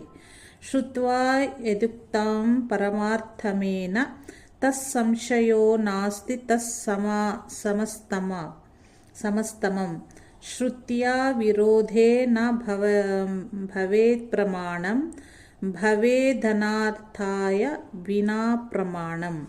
ಶ್ರುತಿಯಿಂದ ಹೇಳಲ್ಪಟ್ಟದಷ್ಟು ಕೂಡ ಹಿತಕಾರಕ, ಸುಖಕಾರಕ, ಅಭ್ಯುದಯಕ್ಕೆ, ನಿಃಶ್ರೇಯಸ್ಸಿಗೆ ಅದು ಇರದಾದ ಕಾರಣ. ಅದರ ಹೊರತಾಗಿ ಶ್ರುತಿಯ ಹೇಳಿಕೆಯ ಉಪದೇಶದ ಹೊರತಾಗಿ ಹಿತದ ದೃಷ್ಟಿ ಯಾರ್ಯಾರಿಗೂ ಕಂಡು ಬರಲಿಕ್ಕಿಲ್ಲ. ಯಾರಿಗೂ ಕಂಡು ಬರಲಿಕ್ಕಿಲ್ಲ. ಹೀಗೆ ಶ್ರುತಿಯಿಂದ ಹೇಳಲ್ಪಟ್ಟದಷ್ಟು ಪರಮಾರ್ಥವೇ. ಅದು ಹೆಚ್ಚಿನ ಸುಖದ, ಅನಂತ ಸುಖದ ಪ್ರಾಪ್ತಿಗೆ ಕಾರಣವಾಗುವುದು. ತತ್ಸಂಶಯೋ ನಾಸ್ತಿ ತತಸ್ಸಮಸ್ತಂ. ಅದರಲ್ಲಿ ಯಾವ ವಿಧದಿಂದಲೂ ಸ್ವಲ್ಪವೂ ಸಂಶಯಕ್ಕೆ ಎಡೆಯಿರದು, ಸಂಶಯ ಪಡಕೂಡದು. ಶ್ರುತ್ವಾ ವಿರೋಧೇ ನ ಭವೇತ್ರ ಪ್ರಮಾಣಂ. ಶ್ರುತಿಗೆ ಅವಿರುದ್ಧವಾದದ್ದು, ಪ್ರಮಾಣಭೂತವಾದದ್ದು ಅದಕ್ಕೆ ಪ್ರಾಮಾಣ್ಯ. ಶ್ರುತಿಗೆ ವಿರುದ್ಧವಾದದನ್ನು ಮಾತ್ರ ಯಾರೂ ಹೇಳಿಲ್ಲ. ಅದು ಅಪ್ರಮಾಣ. ಅಪ್ರಮಾಣವಾದದನ್ನು ನಾವು ಸರಿ ಎಂದು ತಿಳಿದುಕೊಂಡರೆ ಅದರಿಂದ ಆಗುವ ದುಃಖ ತಪ್ಪಿದ್ದಲ್ಲ. ಅವನತಿ ಬಿಡಲಿಕ್ಕಿಲ್ಲ. ಎಲ್ಲ ವಿಧದಿಂದಲೂ ನಮ್ಮ ಜೀವನ ನಷ್ಟವಾಗುವುದು. ಹೀಗಿದೆ ವೇದವಾಣಿ. ಆದ್ದರಿಂದ ಶ್ರುತಿ ಪ್ರಮಾಣವೇ ಮುಖ್ಯ. ನಹಿ ವೇದಾತ್ ಪರಂ ಶಾಸ್ತ್ರಂ. ವೇದಕ್ಕಿಂತಲೂ ಹೆಚ್ಚಿನಾದ ಶಾಸ್ತ್ರ ಬೇರೊಂದಿಲ್ಲ. ತಸ್ಮಾಚ್ಛಾತ್ರಂ ಪ್ರಮಾಣಂ ತೇ ಕಾರ್ಯ ವ್ಯವಸ್ಥಿತ. ಜ್ಞಾತ್ವಾತ್ ಶಾಸ್ತ್ರ ವಿಧಾನೋಕ್ತಂ ಕರ್ಮ ಕರ್ತೃ ಮಿಹಾಹರ್ಸಿ ಭಗವದ್ಗೀತೆ ಎಂಬುದಾಗಿ ಭಗವದ್ಗೀತೆಯು ಸಾರುತ್ತದೆ. ಕಾರ್ಯ ಅಕಾರ್ಯ, ಮಾಡತಕ್ಕದ್ದು ಯಾವುದು, ಬಿಡತಕ್ಕದ್ಯಾವುದು ಎಂಬುದನ್ನು ತಿಳಿದು ನಡೆದುಕೊಳ್ಳಬೇಕಾದರೆ ಅದಕ್ಕೆ ಶಾಸ್ತ್ರವೇ ಒಂದು ಪ್ರಮಾಣ. ಆ ಶಾಸ್ತ್ರ ಎಂದರೆ ವೇದ. ಆದ್ದರಿಂದ ವೇದದಲ್ಲಿ ಹೇಳಿರುವುದಷ್ಟು ಪಾರಮಾರ್ಥಿಕವೇ. ಅದರಲ್ಲಿ ಗೌಣ, ಮುಖ್ಯ, ಪೂರ್ವ ಪಕ್ಷ, ಉತ್ತರ ಪಕ್ಷ ಎಂಬುದಾಗಿ ವಿಂಗಡಿಸಿ ಸಾರಭೂತವಾದದನ್ನೇ, ಸಿದ್ಧಾಂತವಾದದನ್ನೇ ನಾವು ಗ್ರಹಿಸತಕ್ಕದ್ದು. ಶ್ರುತಿಯು ಯೋ ವೈ ಭೂಮಾ ತಸ್ಸುಖಂ ಎಂದು ಹೇಳುವಲ್ಲಿ ಧರ್ಮವೂ ಕೂಡ ಆ ಪರಮಾತ್ಮನ ಸ್ವರೂಪವೇ ಎಂದು ಹೇಳಿ ಆಮೇಲೆ ಧರ್ಮದಿಂದ ಸುಖವಾಗುವುದೆಂದು ತಿಳಿಸುವುದು. ಧರ್ಮ ವಿದುತ್ತಂಹ. ಧರ್ಮ ಎಂಬ ಹೆಸರು ಪರಮಾತ್ಮನದು. ಭೂಮಾ ಎಂಬ ಹೆಸರು ಹೇಗೆ ಪರಮಾತ್ಮನದಿರುವುದೋ ಅಂತೆಯೇ ಧರ್ಮ ಎಂಬ ಹೆಸರು ಕೂಡ ಪರಮಾತ್ಮನದೇ ಎಂಬುದು ವಿಷ್ಣು ಸಹಸ್ರನಾಮದಿಂದ ತಿಳಿದು ಬರುವುದು. ಮಹರ್ಷಿ ವ್ಯಾಸರಿಗೆ ಇದು ಮಾನ್ಯವಾದದ್ದು. ಹೀಗಿರುವುದರಿಂದ ಯೋ ವೈ ಭೂಮಾ ತಸ್ಸುಖಂ, ಯೋ ವೈ ಧರ್ಮ ತಸ್ಸುಖಂ. ಭೂಮಾ ಶಬ್ದದಿಂದ ಯಾವ ಪರಮಾತ್ಮನ ಸ್ವರೂಪವೂ ಸಿದ್ಧವಾಗುವುದೋ ತಿಳಿಸಿ ಹೇಳಲ್ಪಟ್ಟಿರುವುದೋ ಆ ಪರಮಾತ್ಮನ ಸ್ವರೂಪವು ಧರ್ಮ ಶಬ್ದದಿಂದಲೂ ಹೇಳಲ್ಪಟ್ಟಿದೆ. ಪರಮಾತ್ಮನಿಗೆ ಬ್ರಹ್ಮ, ಭೂಮಾ ಎಂಬ ಹೆಸರುಗಳು ಹೇಗೆ ಬರುವವೋ ಅಂತೆಯೇ ಧರ್ಮ ಎನ್ನುವುದು ಕೂಡ ಒಂದು ಹೆಸರಿದೆ. ಧರ್ಮ ವಿದುತ್ತಮಃ. ಪರಮಾತ್ಮನು ಧರ್ಮ ರೂಪನಾಗಿಯೂ ಧರ್ಮ ಎಂಬ ಹೆಸರುಳ್ಳವನಾಗಿಯೂ ಧರ್ಮಜ್ಞಾನಿಯಾಗಿಯೂ ಎಲ್ಲರಲ್ಲಿಯೂ ಧರ್ಮಸ್ವರೂಪವಾದ್ದರಿಂದಲೇ ಸರ್ವೋತ್ತಮನೂ ಆಗಿರುವನು. ತಾತ್ಪರ್ಯ: ಧರ್ಮವೆಂಬುದು ಪರಮಾತ್ಮನ ಹೆಸರು ಎಂದಾದರೆ ನಾಮ ಮತ್ತು ನಾಮಿ ಹೆಸರು ಮತ್ತು ಯಾವಾತನ ಆ ಹೆಸರು ಅವನು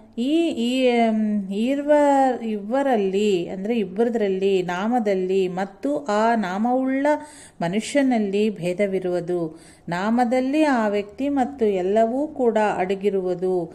ಹೀಗಿರುವುದರಿಂದ ಧರ್ಮ ಶಬ್ದದಿಂದ ಧರ್ಮದ ಹೆಸರಿನಿಂದ ಲಕ್ಷಿತವಾಗಿರುವಂತಹ ಪರಮಾತ್ಮನ ಸ್ವರೂಪವು ಧರ್ಮ ಎಂಬ ಆತನ ಹೆಸರಿನಲ್ಲಿ ಎಲ್ಲವೂ ಕೂಡ ಅಡಕವಾಗಿರುವುದು. ಪರಮಾತ್ಮ ಎಂದರೆ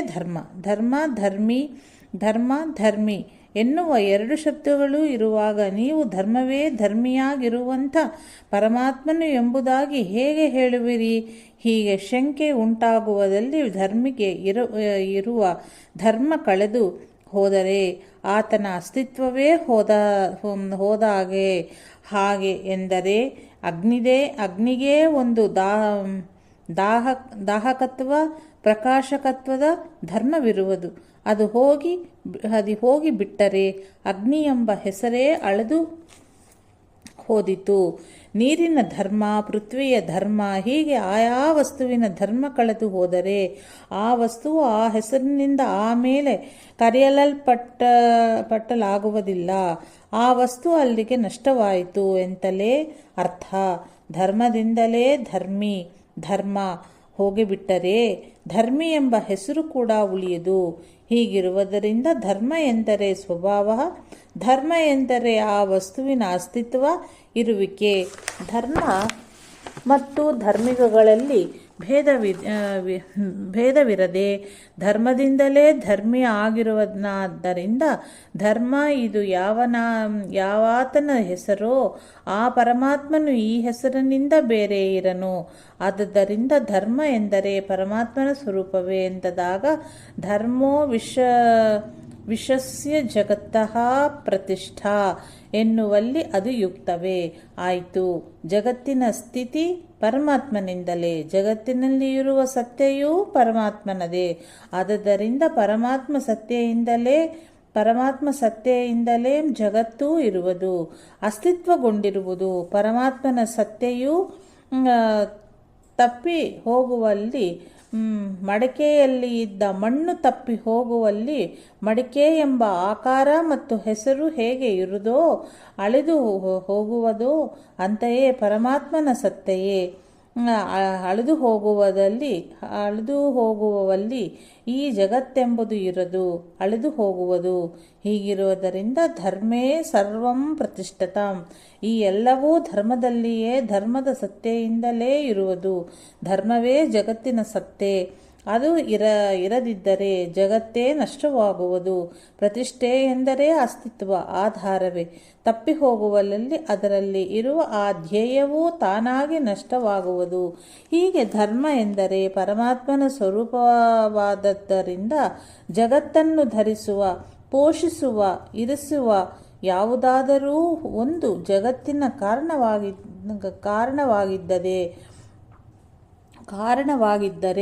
ಕಾರಣವಾದದ್ದು ಇದ್ದರೆ ಅದು ಹೇಗೆ ಪರಮಾತ್ಮ ಎನ್ನುವುದಾಗಿ ಹೇಳಲ್ಪಟ್ಟುವುದೋ ಹಾಗೆಯೇ ಪರಮಾತ್ಮ ಎಂಬ ಹೆಸರಿನ ಸಮಾನಾರ್ಥಕವಾದ ಧರ್ಮ ಎಂಬುದಾಗಿಯೂ ಹೇಳಲ್ಪಟ್ಟುವುದು.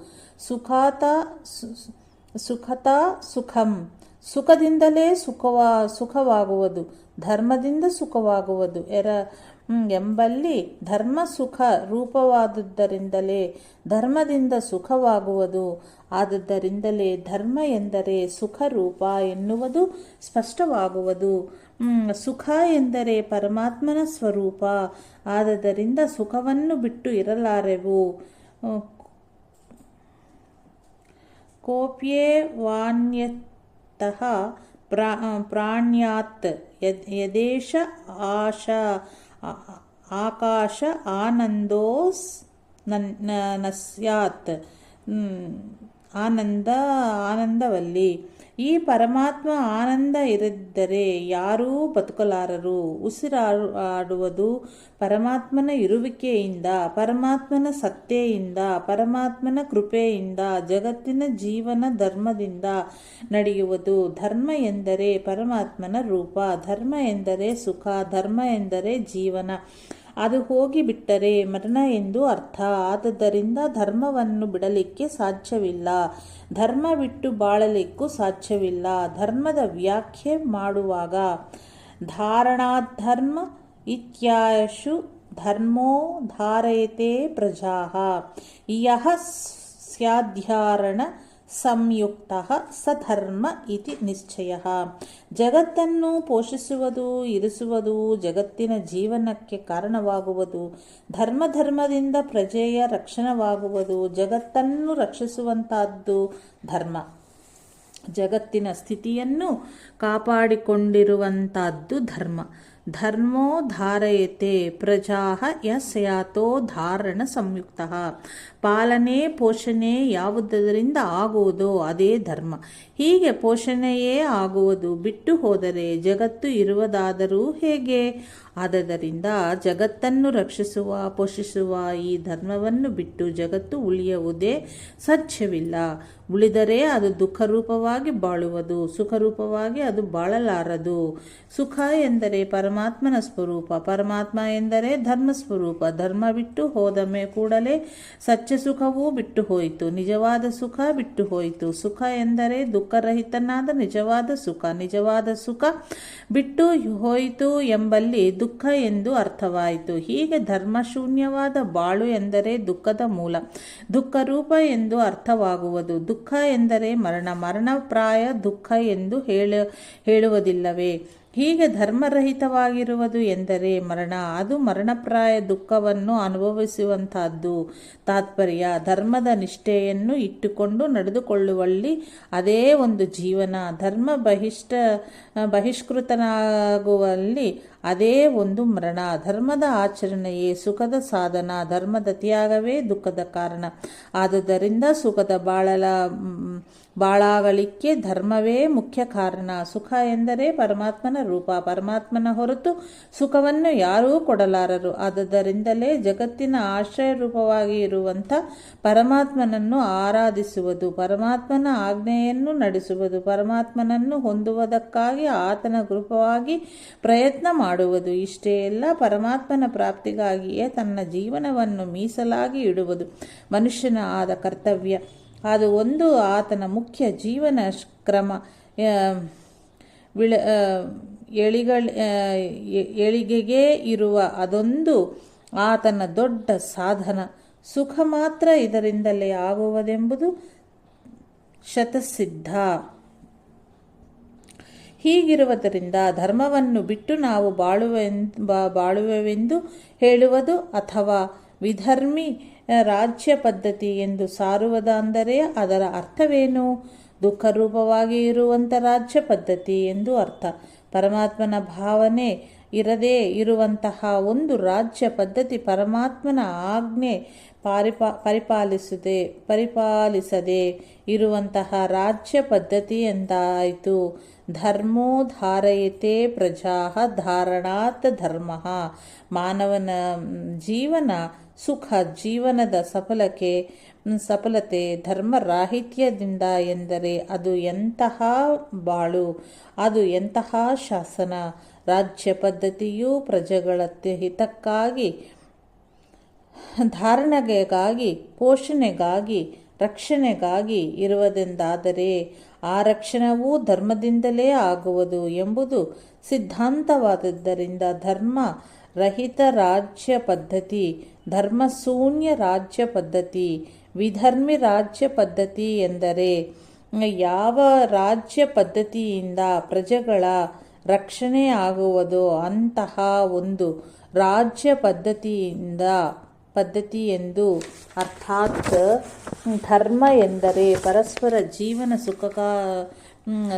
ಸುಖವಾಗಿ ಸಾಗುವುದಕ್ಕಾಗಿ, ಇಹಪರದ ಸುಖ ಲಾಭಕ್ಕಾಗಿ, ಅಭ್ಯುದಯ ನಿಶ್ರೇಯಸ್ಸುಗಳ ಪ್ರಾಪ್ತಿಗಾಗಿ ಹಾಕಿದ ಕಟ್ಟುಗಳು, ನಿಯಮಗಳು, ಆಚರಣದ ನಿಯಮಗಳು, ಜೀವನ ಕ್ರಮದ ನಿಯಮಗಳು ಎಂದಾದರೆ ಅವನ್ನು ಬಿಟ್ಟು ಸಹ ಸಮಾಜ ಸುಖವಾಗಿ ಇರಬಹುದೇ? ಸಾಧ್ಯವೇ ಇಲ್ಲ. ನೀತಿ ನಡವಳಿಕೆಗಳನ್ನು ಕಲಿಸುವಂಥದ್ದೇ ಧರ್ಮ. ಜೀವನ ಉನ್ನತವಾಗಿ ಸಾಗುವುದಕ್ಕಾಗಿ ಯಾವ ನಿಯಮಗಳನ್ನು ಪರಿಪಾಲಿಸಬೇಕು ಅವುಗಳನ್ನು ಸಾರುವಂಥದ್ದೇ ಈ ಧರ್ಮ ಎಂದಾದಲ್ಲಿ ಅವುಗಳನ್ನು ಬಿಟ್ಟು ಹೋದರೆ ಜೀವನವೇ ಕೆಟ್ಟು ಹೋಗುವುದು ಎಂದು ಆಗುವುದರಿಂದ ವಿಧರ್ಮಿ ರಾಜ್ಯ ಪದ್ಧತಿ ಎಂಬುದರ ಅರ್ಥವೇ ತೋರಿ ಬರುವುದಿಲ್ಲ. ಧರ್ಮ ಬೇಕು, ಹಾಗಾದರೆ ಅದಕ್ಕೆ ಇನ್ನೂ ಒಂದು ಅರ್ಥ ಮಾಡಬಹುದು. ಹಾಗೆ ಮಾಡಿದರೆ ಏನು ತಪ್ಪು? ಅದು ತೋರಿಯೂ ಬರುವುದಿಲ್ಲ. ಈ ರಾಜ್ಯ ಶಾಸನದ ಗುರಿ ನೋಡುವಲ್ಲಿ ಹಿಂದೂ ಧರ್ಮದ ಮೇಲೆ ಅವರಿಗೆ ಕಟಾಕ್ಷ.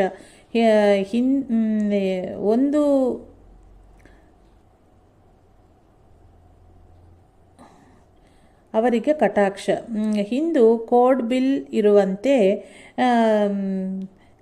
ಕ್ರಿಶ್ಚಿಯನ್ ಕೋಡ್ ಬಿಲ್ ಇಲ್ಲ, ಮುಸಲ್ಮಾನ್ ಕೋಡ್ ಬಿಲ್ ಇಲ್ಲ. ಆದ್ದರಿಂದ ವಿಧರ್ಮಿ ರಾಜ್ಯ ಪದ್ಧತಿ ಎನ್ನುವಂತಹ ಒಂದು ಅರ್ಥ ಮಾಡಿದರೆ ಅಂತೂ ಅದು ಹೌದಾಗಿ ಕಾಣುವಂಥದ್ದಿದೆ. ಹಾಗಾದರೆ ಇದಾದರೂ ನಾವು ಗ್ರಹಿಸುವಲ್ಲಿ ಕ್ಷೇಮಕರವೋ? ಅದು ಕೂಡ ಅಲ್ಲ. ಯಾಕಂದರೆ ಈ ಆರ್ಯ ಧರ್ಮ, ವೈದಿಕ ಧರ್ಮ, ಸನಾತನ ಧರ್ಮ ಎಂದರೆ ಬಲು ಹೆಚ್ಚಿನದು. ಇದರ ಅಭ್ಯಾಸ ಮಾಡಿದ ಪಾಶ್ಚಾತ್ಯ ಪಂಡಿತರು ಸಹ ಇದನ್ನು ಬಾಯಿ ತುಂಬ ಹೊಗಳಿರುವರು. ಮ್ಯಾಕ್ಸ್ ಮೊಲ್ಲರ್ ಎನ್ನುವರು ಹೇಳಿದ್ದಾರೆ, ನನ್ನ ಇಡೀ ಆಯುಷ್ಮಾನದಲ್ಲಿ ಮಾಡಿರುವ ಅನೇಕ ಧರ್ಮದ ಅಭ್ಯಾಸ ಪರಿಣಾಮ ಹೇಳಬೇಕಾದರೆ ಹಿಂದೂ ಧರ್ಮ ಸರ್ವಶ್ರೇಷ್ಠ. ಹಿಂದೂ ಧರ್ಮದ ಹೊರತಾಗಿ ಶ್ರೇಷ್ಠವಾದದ್ದು ಇನ್ನೊಂದು ಧರ್ಮ ಜಗತ್ತಿನಲ್ಲಿಯೇ ಇಲ್ಲ.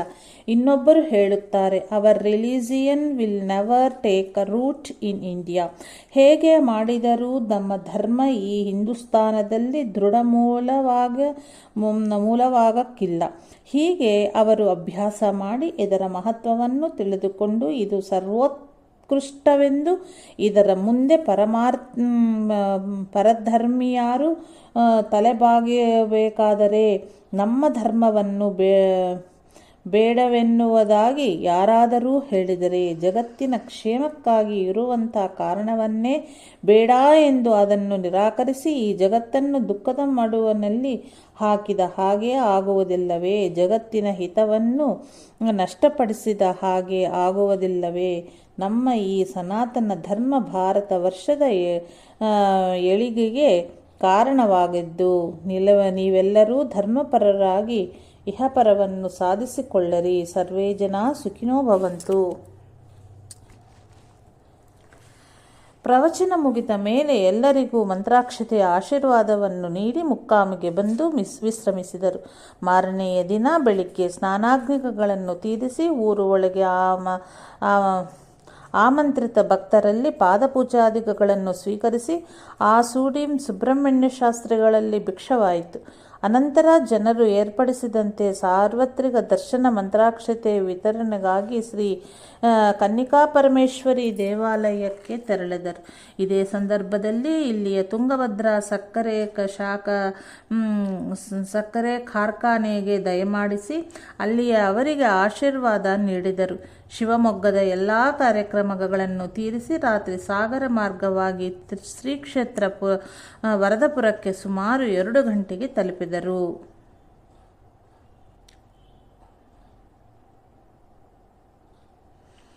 ಶನಿವಾರ ದಿನಾಂಕ ಜೂನ್ 4, 1960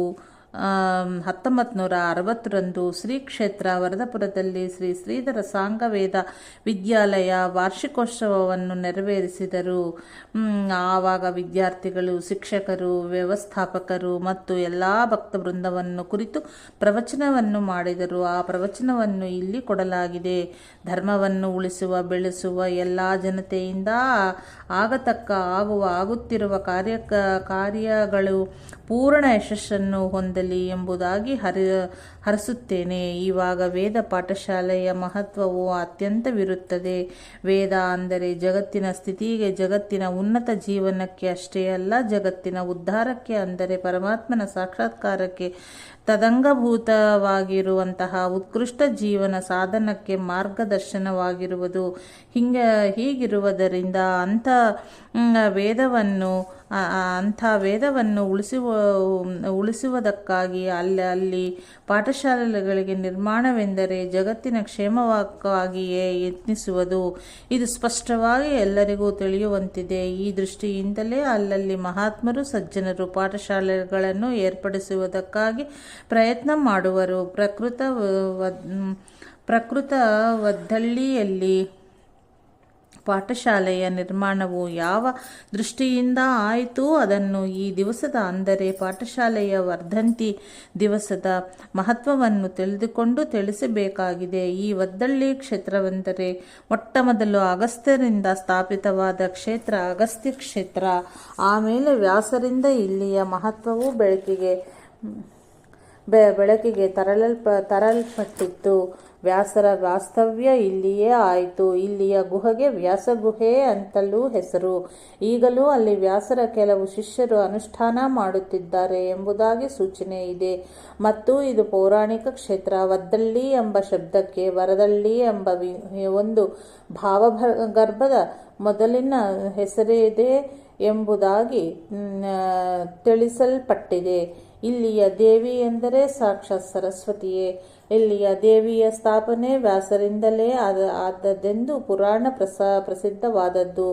ಎಲ್ಲ ದೃಷ್ಟಿಯಿಂದ ಈ ಕ್ಷೇತ್ರದ ಮಹತ್ವವನ್ನು ನೋಡಿದರೆ ಇಲ್ಲಿ ಒಂದು ವೇದ ಪಾಠಶಾಲೆ ನಿರ್ಮಿಸಲ್ದಲ್ಲಿ, ಸರಸ್ವತಿಯ ಸಾನ್ನಿಧ್ಯದಲ್ಲಿ, ವ್ಯಾಸರ ನೇತೃತ್ವದಲ್ಲಿ ಅಡಿಯಲ್ಲಿ ಅಗಸ್ತ್ಯರ ಆಶೀರ್ವಾದದಿಂದ ತುಂಬ ಬೆಳಕಿಗೆ ಬರಬಹುದು. ಆದ್ದರಿಂದ ಜಗತ್ತಿಗೆ ಒಂದು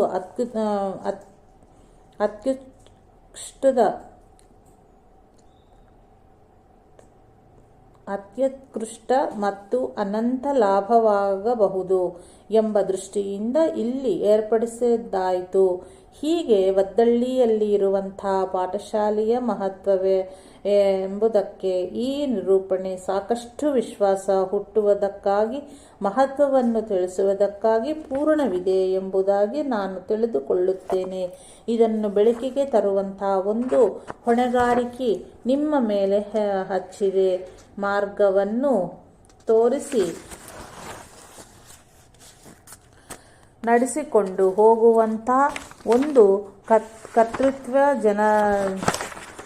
ಜನರದ್ದೇ ಆಗಿದೆ. ಹೀಗೆ ನಾನು ಸ್ಥಾಪನೆ ಮಾಡುವ ನನ್ನ ಕರ್ತವ್ಯವನ್ನು ಮಾಡಿದ್ದೇನೆ. ಮುಂದೆ ನಡೆಸಿಕೊಂಡು ಹೋಗುವ ಕರ್ತೃತ್ವ ಮಾತ್ರ ನಿಮ್ಮಗಳದಾಗಿದೆ. ತಾತ್ಪರ್ಯ: ನೀವು ಶ್ರಮಪಟ್ಟು ಇದರ ಮಹತ್ವವನ್ನು ಅರಿತು ಇದನ್ನು ಆದಷ್ಟು ಮಟ್ಟಿಗೆ ಮುಂದೆ ತರುವ ಚಟುವಟಿಕೆಗಳನ್ನು ಮಾಡುವಂಥದ್ದು. ಇದು ನಿಮ್ಮೆಲ್ಲರ ಕರ್ತವ್ಯ ರೂಪದಿಂದ ಇದೆ. ನೀವು ಸಜ್ಜನರು, ತಿಳಿದವರು, ವಿಚಾರವಂತರು, ವಿವೇಕಿಗಳು ಇದನ್ನು ತಿಳಿದುಕೊಂಡೇ ಇರುವಿರಷ್ಟೇ. ಇದನ್ನು ಕಾರ್ಯದಲ್ಲಿ ತೋರಿಸುವಂಥದ್ದಾದ್ದು ಈಗಿನ ಈ ಪರಿಸ್ಥಿತಿಯ ಪ್ರಕಾರ ಅತ್ಯಂತ ಅವಶ್ಯಕಿದೆ. ಅದನ್ನು ನೀವು ಮಾಡುವಿರೆಂದು ನನ್ನ ನಂಬಿಕೆ. ವೇದದ ಮಹತ್ವ ಬಹಳಷ್ಟಿದೆ. ಅದು ಎಷ್ಟಿದೆ ಎಂಬುದನ್ನು ತಿಳಿಸಿ ಹೇಳಲು ಯಾರಿಂದಲೂ ಸಾಧ್ಯವಿಲ್ಲವಂತ ಮಾತಿದೆ. ವೇದದ ಆ ಹಿರಿಮೆಯ ಬಗ್ಗೆ ಎಲ್ಲ ಪಾಶ್ಚಾತ್ಯ ರಾಷ್ಟ್ರಗಳ ಜನರಲ್ಲಿ ಸಹ ಅದರ ಮಹತ್ವವನ್ನು ತಿಳಿದುಕೊಂಡವರಿಗೆ ಅತ್ಯಂತ ಪೂಜ್ಯತೆ ಇದೆ. ಇದರ ಮಹತ್ವವನ್ನು ಅವರು ಕೊಂಡಾಡಿ ಇದರ ಹಾಗೆ ಜಗತ್ತಿನಲ್ಲಿ ಇನ್ಯಾವುದೇ ಒಂದು ಪ್ರಮಾಣ ಗ್ರಂಥವಿಲ್ಲ ಎಂಬುದಾಗಿ ಬಗೆಬಗೆಯಿಂದ ಅವರು ಸಾರಿದ್ದಾರೆ. ಈ ಎಲ್ಲ ದೃಷ್ಟಿಯಿಂದಲೂ ಕೂಡ ವೇದದ ಮಹತ್ವ ಈಗ ಅಷ್ಟಷ್ಟಾಗಿ ತಿಳಿದು ಬರುತ್ತಾ ಇದೆ.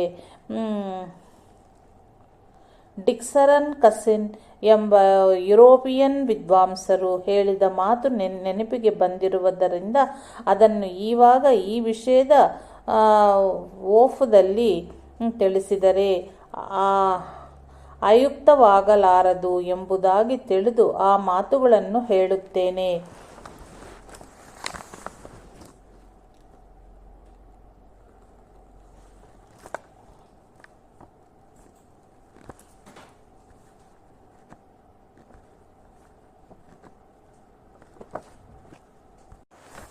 When we read with attention in political movements of the East, above all those of India which are beginning to spread in Europe, we discover many of truths so profound and which we make such a contrast with the meanness of the result at which European genius sometimes stopped. That we are constrained to kneel before the philosophy of the East and to see in the cradle of the human race the native land of the highest philosophy of the East. ಲಕ್ಷಗೊಟ್ಟು ಯಾವಾಗ ನಾವು ಹಿಂದೂಸ್ತಾನದಲ್ಲಿ ಇರುವ ಪ್ರವಾಚ್ಯ ತಾತ್ವಿಕ ಮತ್ತು ಉನ್ನತವಾಗಿ ಇರುವಂತಹ ಕಾವ್ಯ ನೋಡುತ್ತೇವೋ ಆಗ ಅದರ ಮಹತ್ವ ನಮಗೆ ಚೆನ್ನಾಗಿ ಮನದಟ್ಟಾಗುತ್ತದೆ. ಆ ತತ್ವಜ್ಞಾನ ಪೂರ್ಣವುಳ್ಳ ಉತ್ಕೃಷ್ಟ ಕಾವ್ಯರೂಪವಾದ ಪೌರತ್ವ ವಾङ्ಮಯವನ್ನು ಯಾವುದು ಈಗ ನಮ್ಮ ರಾಷ್ಟ್ರದಲ್ಲಿ ಅಲ್ಲಲ್ಲಿ ಹರಡುತ್ತಿದೆಯೋ ಅದನ್ನು ನಾವು ನೋಡುವಲ್ಲಿ ಅದರ ಮೂಲಕವಾಗಿ ಸತ್ಯಕ್ಕೂ ಸತ್ಯವಾದ ಅನೇಕ ಸಿದ್ಧಾಂತ ರೂಪವಾದ ತತ್ವಗಳನ್ನು ನಾವು ಬಹು ಚೆನ್ನಾಗಿ ಮನಗಣಬಹುದು. ಆ ದೃಷ್ಟಿಯಿಂದ ವಿಚಾರ ಮಾಡುವಲ್ಲಿ ಬಾಕಿ ಮಿಕ್ಕ ರಾಷ್ಟ್ರಗಳ ಎಷ್ಟು ಗ್ರಂಥಗಳಿರುವವೋ ಅವುಗಳೆಲ್ಲ ಅತ್ಯಂತ ಕೆಳಮಟ್ಟದವುಗಳೆಂದು ಸ್ಪಷ್ಟವಾಗಿ ಕಂಡುಬರುತ್ತದೆ. ಅದರ ವಿಚಾರ ಮಾಡುವಲ್ಲಿ ನಮ್ಮ ಯುರೋಪಿನ ದೊಡ್ಡ ದೊಡ್ಡ ಬುದ್ಧಿವಂತರ ಬುದ್ಧಿಯೂ ಕುಂಠಿತವಾಗುತ್ತದೆ. ಅಂತಹ ಆಳವಾದ ಮೂಲಗ್ರಾಹಿ ವಿಚಾರಗಳು ವೇದದಲ್ಲಿ ಇರುವವು. ಈ ಎಲ್ಲದರ ವಿಚಾರ ಮಾಡುವಲ್ಲಿ ಆ ಪೌರತ್ಯ ರಾಷ್ಟ್ರದ ಅಂದರೆ ವಿಶೇಷತಃ ಭಾರತದಲ್ಲಿ ಕಾಣಿಸಿಕೊಂಡ ಆ ವೇದ ವಾङ्ಮಯದ ಮುಂದೆ ನಾವು ಮೊಣಕಾಲೂರಿ ಆ ವೇದದ ಮಹತ್ವವನ್ನು ತಿಳಿದು ಆ ಸಿದ್ಧಾಂತಗಳ ಮೇಲೆ ಚೆನ್ನಾಗಿ ವಿಚಾರ ಮಾಡಿದವರ ತಲೆ ಎಂದಿಗೂ ಬಾಗದೆ ಹೋಗಲಿಕ್ಕಿಲ್ಲ. ಆ ವೇದಗಳ ಮುಂದೆ ತಲೆಬಾಗಿ ಕೃತಜ್ಞತೆಯಿಂದ ತನ್ನ ಹಾರ್ದಿಕ ಸ್ಥಿತಿಯ ಪುಷ್ಪಾಂಜಲಿಗಳನ್ನು ಸಮರ್ಪಿಸದೆ ಯಾರ ಅಂತಃಕರಣವೂ ನಿಲ್ಲಲಿಕ್ಕಿಲ್ಲ.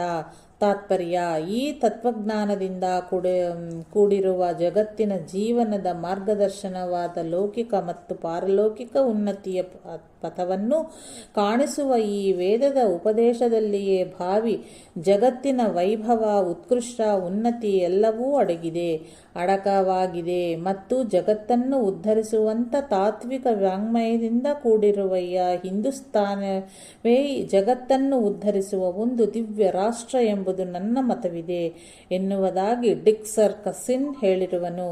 ಇನ್ನೊಬ್ಬ ಲೂಯಿಸ್ ಜಾಕೊಲಿಟ್ ಎಂಬ ಹೆಸರುಳ್ಳ ಯುರೋಪಿಯನ್ ಪಂಡಿತರು ತಮ್ಮ ದಿ ಬೈಬಲ್ ಇನ್ ಇಂಡಿಯಾ ಎಂಬ ಹೆಸರಿನ ಗ್ರಂಥದಲ್ಲಿ ವೇದದ ಬಗ್ಗೆ ತನ್ನ ಮತವನ್ನು ಹೀಗೆ ಪ್ರಕಟ ಮಾಡಿರುವರು.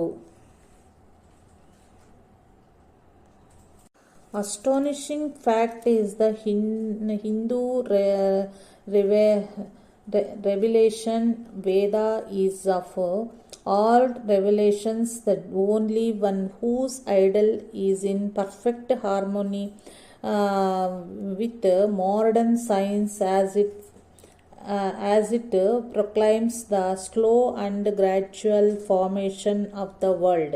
ನಿಜವಾಗಿಯೂ ಇದು ಒಂದು ದೊಡ್ಡ ಆಶ್ಚರ್ಯದ ಸಂಗತಿ ಮತ್ತು ತಿಳಿದವರನ್ನು ಮುಗ್ಧ ಮಾಡುವಂಥ ಒಂದು ಸತ್ಯ. ದ ಹಿಂದೂ ರೆವಲ್ಯೂಷನ್ಸ್ ವೇದ ಹಿಂದೂಗಳಲ್ಲಿ ಇರುವಂತಹ ವೇದದಲ್ಲಿ ಜಗತ್ತಿನ ಉತ್ಪತ್ತಿ ಕ್ರಮ, ತತ್ವಜ್ಞಾನ ಇದು ಎಲ್ಲ ಜಗತ್ತಿನಲ್ಲಿ ಇರುವಂಥ ಧರ್ಮಗ್ರಂಥಗಳಲ್ಲಿ ಹೇಳಿರುವ ಸೃಷ್ಟಿಕ್ರಮಕ್ಕಿಂತಲೂ ಎಷ್ಟೋ ಮೇಲ್ಪಟ್ಟದ್ದು. ಇದೇ ಒಂದು.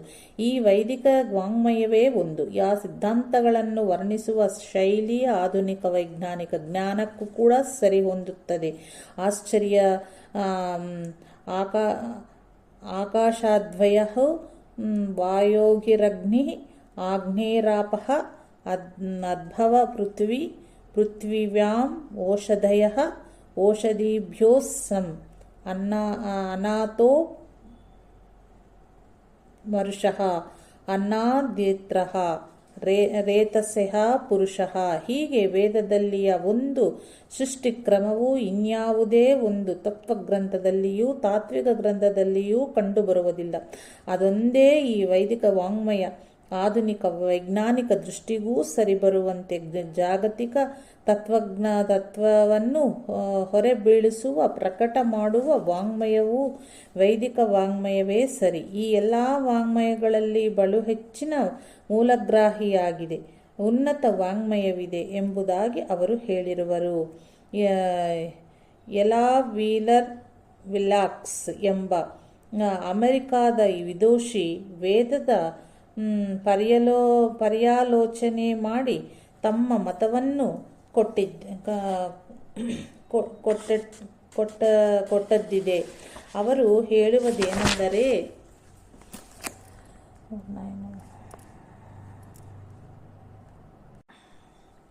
We have all heard and read about the ancient religion of India. It is the land of the great Vedas, the most remarkable works containing not only religious ideas on a perfect life but also facts which all the sciences since provide true. Electricity, radio, aeroplanes, our ships all seem to have been known to the seers who found the Vedas. ನಾವು ಹಿಂದೂಸ್ತಾನದಲ್ಲಿ ಇರುವಂಥ ಅತಿ ಪ್ರಾಚೀನವಾದ ಸನಾತನ ಧರ್ಮದ ಬಗ್ಗೆ ಅಥವಾ ವೈದಿಕ ಧರ್ಮದ ಬಗ್ಗೆ ಬಹಳಷ್ಟು ಕೇಳಿದ್ದೇವೆ ಮತ್ತು ಓದಿದ್ದೇವೆ. ಹಿಂದೂಸ್ತಾನ್ ಎಂಬುದು ವೇದದ ಉತ್ಪತ್ತಿಯ ಸ್ಥಳ, ತವರು ಮನೆ. ವೇದ ಎಂದರೆ ನಿಜವಾಗಿಯೂ ಅದರ ಮಹತ್ವವನ್ನು ಉದ್ಧೃತ ಮಾಡುವಂಥ, ಪ್ರಕಟ ಮಾಡುವಂಥ, ನೆನಪಿನಲ್ಲಿ ಇಟ್ಟುಕೊಳ್ಳುವಂಥ ದೊಡ್ಡ ವಾಂಗ್ಮಯ. ಆ ವಾಂಗ್ಮಯವು ಒಂದು ಧಾರ್ಮಿಕ ತತ್ವವನ್ನೇ ಸಾರುವಂಥದ್ದಲ್ಲ, ಅಥವಾ ಒಂದು ಜೀವನವನ್ನು ಪೂರ್ಣಪಡಿಸುವ ಮತ್ತು ಜ್ಞಾನವನ್ನೇ ಬೋಧಿಸುವಂಥದ್ದಲ್ಲ. ಇವಾಗ ಈ ಪ್ರಗತಿಪರ ಜಗತ್ತಿನಲ್ಲಿ ಯಾವ ಭೌತಿಕ ಶೋಧನೆಗಳು ಆಗಿರುವವೋ ಅವುಗಳನ್ನು ಕೂಡ ಸಾರುವ ಭೌತಿಕ ವೈಜ್ಞಾನಿಕ ಆಗರ ಗ್ರಂಥವೇ ವೇದ.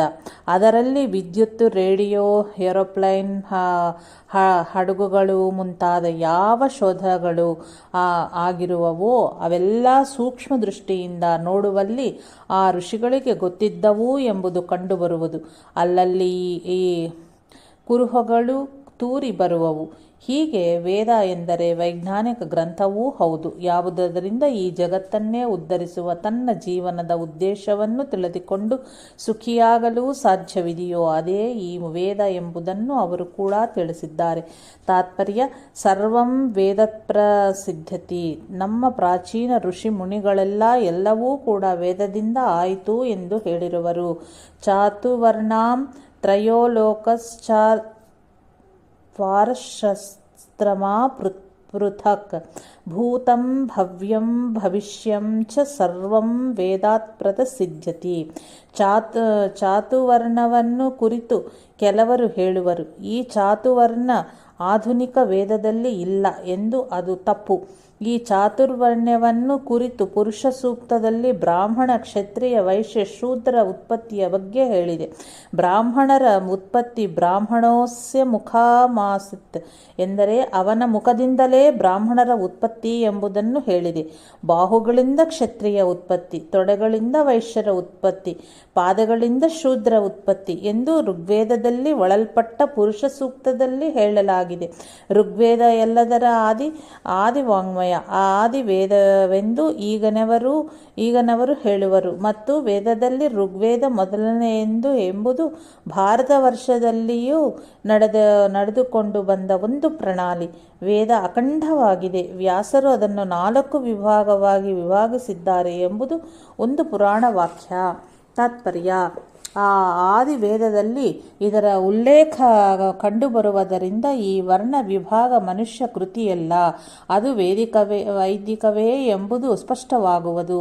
ಪೂರ್ವದ ಋಷಿಕುಮಾರರಂತೆ ನಿರ್ದಿಷ್ಟವಾದ ಆಚರಣವುಳ್ಳ ಗುರುಭಕ್ತರಿಂದ, ವೇದನಿಷ್ಠರಿಂದ ವೇದದ ಮಹತ್ವವನ್ನು ತಿಳಿದು ಅದರ ಪ್ರಾಪ್ತಿಗಾಗಿ ಪ್ರಯತ್ನ ಮಾಡುವಂಥವುದು ವಿದ್ಯಾರ್ಥಿಗಳಾಗಿರಬೇಕು. ಹೀಗೆ ಅವರ ಪಾಲಕರೂ ಸಹ ಇದರ ಮಹತ್ವವನ್ನು ತಿಳಿದುಕೊಂಡು ವೇದವನ್ನು ಉಳಿಸುವುದಕ್ಕಾಗಿ ತಮ್ಮ ಮಕ್ಕಳ ಪೈಕಿ ಒಬ್ಬನಾದರೂ ಈ ವೇದ ಸಂಸ್ಕೃತಿಯನ್ನು ಉಳಿಸುವುದಕ್ಕಾಗಿ ಮೀಸಲಾಗಿ ಬಿಡಬೇಕೆಂದು ಮನಸ್ಸಿನಲ್ಲಿ ಮಾಡಿಕೊಂಡು ವೇದ ಪಾಠಶಾಲೆಗೆ ಸೇರಿಸಬೇಕು. ನನ್ನ ಮನಸ್ಸಿನಲ್ಲಿ ಹೀಗಿದೆ. ಪ್ರತಿಯೊಂದು ವರ್ಷದಲ್ಲಿಯೂ ಹೊಸ ವರವನ್ನು ಸೇರಿಸುವುದಕ್ಕಿಂತಲೂ ಕೆಲವರನ್ನು ಆರಿಸಿ ಒಳ್ಳೆಯ ಹುಡುಗರಾದರವರನ್ನು ಪೂರ್ಣ ವೇದಾಧ್ಯಯನ ಆಗುವವರೆಗೂ ಇಟ್ಟುಕೊಂಡು ಅವರ ವೇದಾಧ್ಯಯನ ಶಾಸ್ತ್ರೋಕ್ತ ಪೂರ್ಣಪಡಿಸಬೇಕು. ತಪಸ್ಸಿನ ಮೂಲಕವಾಗಿ, ಪರಮಾತ್ಮನ ಸೇವೆಯ ಮೂಲಕವಾಗಿ ಅವರು ತೇಜಸ್ವಿಗಳಾಗುವರು ಮತ್ತು ಅವರಿಂದ ಧರ್ಮ ಕಾರ್ಯವೂ ಆಗುವುದು. ನನ್ನ ಉದ್ದೇಶ ವಿದ್ಯಾರ್ಥಿಗಳು ಧರ್ಮ ಕಾರ್ಯ ತಕ್ಕವಾಗಿರಬೇಕು ಎಂಬುವ ಅರ್ಥ. ಅವರು ಗೃಹಶಾಸ್ತ್ರಮ ಮಾಡಿಕೊಂಡರೂ ಅವರ ಮನೆಯೆಂದರೆ ಒಂದು ಧರ್ಮ ಕೇಂದ್ರವಾಗಿರಬೇಕು, ಆಚಾರ ಪ್ರಚಾರದ ಒಂದು ಕೇಂದ್ರವಾಗಿರಬೇಕು ಅಂಥ ಒಂದು ಮಹತ್ವಾಕಾಂಕ್ಷೆ ಇದೆ. ಹೀಗಿರುವುದರಿಂದ ಈ ವಿಧವಾಗಿಯೇ ಎಲ್ಲ ಏರ್ಪಾಟು ಆಗಬೇಕು ಎಂದು ನನ್ನ ಕೋರಿಕೆ. ಸಣ್ಣ ಮಕ್ಕಳನ್ನು ಆರಿಸಿದರೆ ಅದರುಳ್ಳ ಒಳ್ಳೆಯ ಸಂಸ್ಕಾರದಲ್ಲಿ ಬೆಳೆದ ಇಷ್ಟರಾದ ತಾಯಿ ತಂದೆಯವರ ಸಂತತಿಯಾದ ವೈದಿಕರ ಹುಡುಗರನ್ನು ಆರಿಸಿ ಉಪನಯನ ಆದತೊಡನೆ ಪಾಠಶಾಲೆಗೆ ಸೇರಿಸಿ ಒಂದು 12 ವರ್ಷದ ಬಾಂಡ್ ಅಂದರೆ ಒಂದು ಪ್ರತಿಜ್ಞಾ ಪತ್ರವನ್ನು ಬರೆಸಿಕೊಂಡು 12 ವರ್ಷಗಳವರೆಗೆ ನಾವು ನಮ್ಮ ಹುಡುಗರನ್ನು ಪಾಠಶಾಲೆಯಿಂದ ಬಿಡಿಸಿ ಮನೆಗೆ ಕರೆದುಕೊಂಡು ಹೋಗುವುದಿಲ್ಲವೆಂಬುದನ್ನು ಅವರಿಂದಲೂ ಬರೆಸಿಕೊಂಡು ಮಕ್ಕಳಿಂದಲೂ ಬರೆಸಿಕೊಂಡು ಒಳ್ಳೆಯ ಆದರ್ಶವಾದ ಪವಿತ್ರ ವಾತಾವರಣದಲ್ಲಿ ಉತ್ಕೃಷ್ಟ ಅಧ್ಯಯನವನ್ನು ನಡೆಸಬೇಕು. ಅಧ್ಯಾಪಕರು ಋಷಿಗಳಂತೆ ಆಚರಣೆ ಉಳ್ಳವರಾಗಿರಬೇಕು. ಅವರಿಗೆ ಇಹಲೋಕದ ಹುಚ್ಚು ಇರದೆ, ದುಡ್ಡಿನ ಹುಚ್ಚು ಇರದೆ, ಇದು ತನ್ನ ಕರ್ತವ್ಯದ ಪಾಲನೆ ಮತ್ತು ತನ್ನ ಉದ್ಧಾರದ ಒಂದು ಸಾಧನೆ ಎಂಬುದಾಗಿ ತಿಳಿದುಕೊಂಡು ವೇದಾಧ್ಯಯನ ಅಧ್ಯಾಪನದಲ್ಲಿ ನಿಷ್ಠರಾಗಿ ಮತ್ತು ವೈದಿಕ ಧರ್ಮದ ಅನುಷ್ಠಾನದಲ್ಲಿ ನಿಪುಣರಾಗಿ ಆಸ್ತಿಕರಾಗಿ ವೇದವನ್ನು ಉಳಿಸುವುದಕ್ಕಾಗಿ ಒಂದು ವ್ರತಸ್ಥರಾದ ಜನರಾಗಿರಬೇಕು.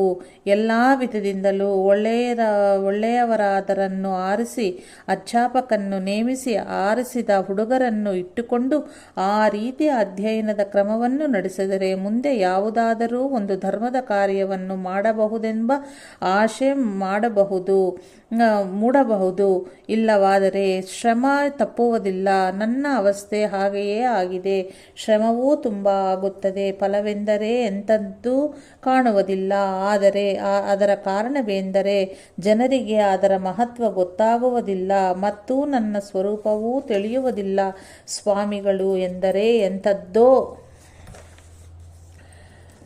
ಏನೋ ಶಿವಬಲ್ಲ ಎಂದು ಹೇಳುವವರು ಎಷ್ಟೋ ಜನರು ಇದ್ದಾರೆ. ಅದಕ್ಕಾಗಿ ಮಾಡಿದ ಪ್ರಯತ್ನದ ಶ್ರಮವೂ ಮಾತ್ರ ನನ್ನ ಪಾಲಿಗೆ ಬರುತ್ತದೆ. ಫಲ ಮಾತ್ರ ಎಲ್ಲೂ ತೋರುವುದಿಲ್ಲ. ಹೀಗಾಗಿ ಹೋಗಿದೆ. ಹಾಗೆ ಮಾಡಬೇಡಿ. ನೀವೇ ಈಗ ನೋಡಿದರೆ, ನನ್ನ ಆಚರಣೆ ಕಂಡರೆ, ನನ್ನ ಸಮೀಪವಿದ್ದು ಬಿಟ್ಟರೆ ನನ್ನ ಪರಿಚಯ ಮಾಡಿಕೊಡುವ ಅವಶ್ಯಕತೆ ಉಳಿಯಲಿಕ್ಕಿಲ್ಲ. ನಿಮಗೆಲ್ಲ ಗೊತ್ತಾಗುವುದು ದಪ್ಪ. ಸೂರ್ಯನ ಪ್ರಕಾಶದಂತೆ ಎಲ್ಲ ಸ್ಪಷ್ಟವಿದೆ. ನನ್ನ 24 ಗಂಟೆ ಆಚರಣೆಯಲ್ಲಿ ಇಡೀ ಜೀವನ ಕ್ರಮ ಮುಚ್ಚುಮರೆ ಎಲ್ಲೂ ಇಲ್ಲ. ಬಾಗಿಲು ಹಾಕಿ ಮಾತನಾಡುತ್ತೇನೆ ಅಂತ ಸ್ವಲ್ಪವೂ ಇಲ್ಲ. ತಿನ್ನುವುದೂ ಸಹ 4 ಜನರ ಮುಂದೆಯೇ ತಿನ್ನುತ್ತೇನೆ. ಗೊತ್ತಾಯಿತೋ? ಹೀಗೆಲ್ಲ ಇದೆ. ಮತ್ಯಾಕೆ ನಿಮಗೆ ಶಂಕೆಯೋ? ಗೊತ್ತಾಗುವುದಿಲ್ಲ. ಆಗಲಿ, ಹೇಗೋ ಇರಲಿ. ಮುಂದೆ ನೀವೆಲ್ಲರೂ ಸೇರಿ ಇದನ್ನು ನೋಡಿರಿ. ಈ ಹೊತ್ತು ನಾನು ಬಂದಿದ್ದೇನೆ. ವರ್ಧಂತಿಯ ದಿವಸ ಪ್ರವಚನ ಆಗುತ್ತದೆ. ಮುಂದೆ ಏನು ಮಾಡಬೇಕು ಎಂಬ ವಿಚಾರವೂ ಆಗುತ್ತದೆ ಎಂದು ತಿಳಿದು ಎಲ್ಲ ಭಕ್ತರು ಸೇರಬೇಕಾಗಿತ್ತು. ಅದು ಆಗಲಿಲ್ಲ. ಎಷ್ಟು ಮಾಲಿನ್ಯ ನೋಡಿ. ಸಮಾಜದಲ್ಲಿ ದೇವರೇ ಮಾಡಬೇಕಾಗಿತ್ತೋ ಏನೋ ಅಷ್ಟು. ಭದ್ರಂ ಕೃತರತ್ ಅಸ್ಮಾನ್ ಸುದೇಹಿ. ಭದ್ರಂ ಕೃತುಃ ಅಸ್ಮಾಸುದೇಹಿ ಎನ್ನುವುದಾಗಿ ವೇದದಲ್ಲಿ ಇದೆ. ಎಂದರೆ ಒಳ್ಳೆಯ ಸಂಕಲ್ಪಗಳನ್ನು, ಒಳ್ಳೆಯ ಆಚಾರ ವಿಚಾರಗಳನ್ನು ನಮ್ಮ ಮಗಗಳಲ್ಲಿ, ನಮ್ಮ ಹೃದಯಗಳಲ್ಲಿ ಇಡುವವನಾಗು, ನಮಗೆ ಕೊಡುವನಾಗುವನು ಎಂಬುದಾಗಿ ಈ ಪ್ರಾರ್ಥನೆ ಇದೆ. ಅದರಂತೆ ಪರಮಾತ್ಮನನ್ನು ಪ್ರಾರ್ಥಿಸೋಣ. ಮತ್ತು ಒಂದು ವಿಚಾರ ನನ್ನಲ್ಲಿ ಉಂಟಾದದ್ದು ಎಂದರೆ, ಪರರನ್ನು ದೂರುವುದಕ್ಕಿಂತಲೂ ವಿಚಾರವಂತವಾದನ್ನು ತನ್ನ ಪ್ರಯತ್ನ ಸಾಕಾಗಲಿಲ್ಲ ಎಂಬುದನ್ನು ತಿಳಿದುಕೊಳ್ಳುವನೆಂಬುದು ಒಂದು ಶಿಷ್ಯರ ಸಂಪ್ರದಾಯ. ಅಂತೆಯೇ ನಾನು ನಿಮ್ಮನ್ನು ದೂರುವುದಕ್ಕಿಂತಲೂ ನನ್ನನ್ನೇ ದೂರಿಕೊಳ್ಳುವುದು ವಾಸಿ. ಅದಕ್ಕಾಗಿ 1.5-2 ವರ್ಷ ಎಲ್ಲಾದರೂ ತಪಸ್ಸಿನಲ್ಲಿ ಕಳೆಯಬೇಕು ಎಂದು ನನ್ನ ಮನಸ್ಸಿನಲ್ಲಿ ಬಹಳಷ್ಟು ಬಂದಿದೆ.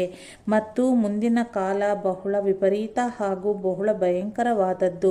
ಈ ಜಗತ್ತಿನ ಕ್ಷೇಮದ ಹೊಣೆಗಾರಿಕೆ ಪೈಕಿ ತಪಸ್ಸಿಗಳ ಮೇಲೆ ಮಹಾತ್ಮರ ಮೇಲೆಯೇ ಇರುವುದು. ಮಹಾತ್ಮರಿಂದ ಅದು ಆದದ್ದು ಆಗುವಂತಹದ್ದು ತಪಸ್ಸಿನ ಬಲದಿಂದಲೇ. ಹೀಗಿರುವುದರಿಂದ ಎಲ್ಲಿಗಾದರೂ ಏಕಾಂತಕ್ಕೆ ಹೋಗಬೇಕು ಎಂದು ಮನಸ್ಸಿನಲ್ಲಿ ಬರುತ್ತಾ ಇದೆ. ಈಗ ನಮ್ಮಂಥವರ ದೊಡ್ಡ ತಪಸ್ಸು ಅದು ಏಕಾಂತದಲ್ಲಿ ನಿಷ್ಠೆಯಲ್ಲೇ ಉಳಿದುಕೊಂಡರೆ ಮತ್ತಷ್ಟು ಕಾರ್ಯಕ್ಕೆ ಅನುಕೂಲ ಆಗಬಹುದು ಎನ್ನುವಂಥ ಒಂದು ಬುದ್ಧಿ, ಒಂದು ವಿಚಾರ ನನ್ನಲ್ಲಿ ಉಂಟಾಗಿ ಎಲ್ಲಿಗಾದರೂ ತಪಸ್ಸಿಗೆ ಹೋಗಬೇಕು ಎಂದು ಕಾಣಿಸುತ್ತದೆ. ನೋಡೋಣ, ಪರಮಾತ್ಮನ ಸಂಕಲ್ಪ ಇದ್ದಂತೆ ಆಗುವುದು. ಅಂತೂ ಕೊನೆಯಲ್ಲಿ ಹೇಳುವಂತಹದ್ದು ಎಂದರೆ ಎಲ್ಲರಿಗೂ ಒಳ್ಳೆಯದೇ ಆಗಲಿ. ಎಲ್ಲರ ಏಳಿಗೆಗೆ ಕಾರಣವಾದ ಜೀವನ ಎಲ್ಲರದ್ದೂ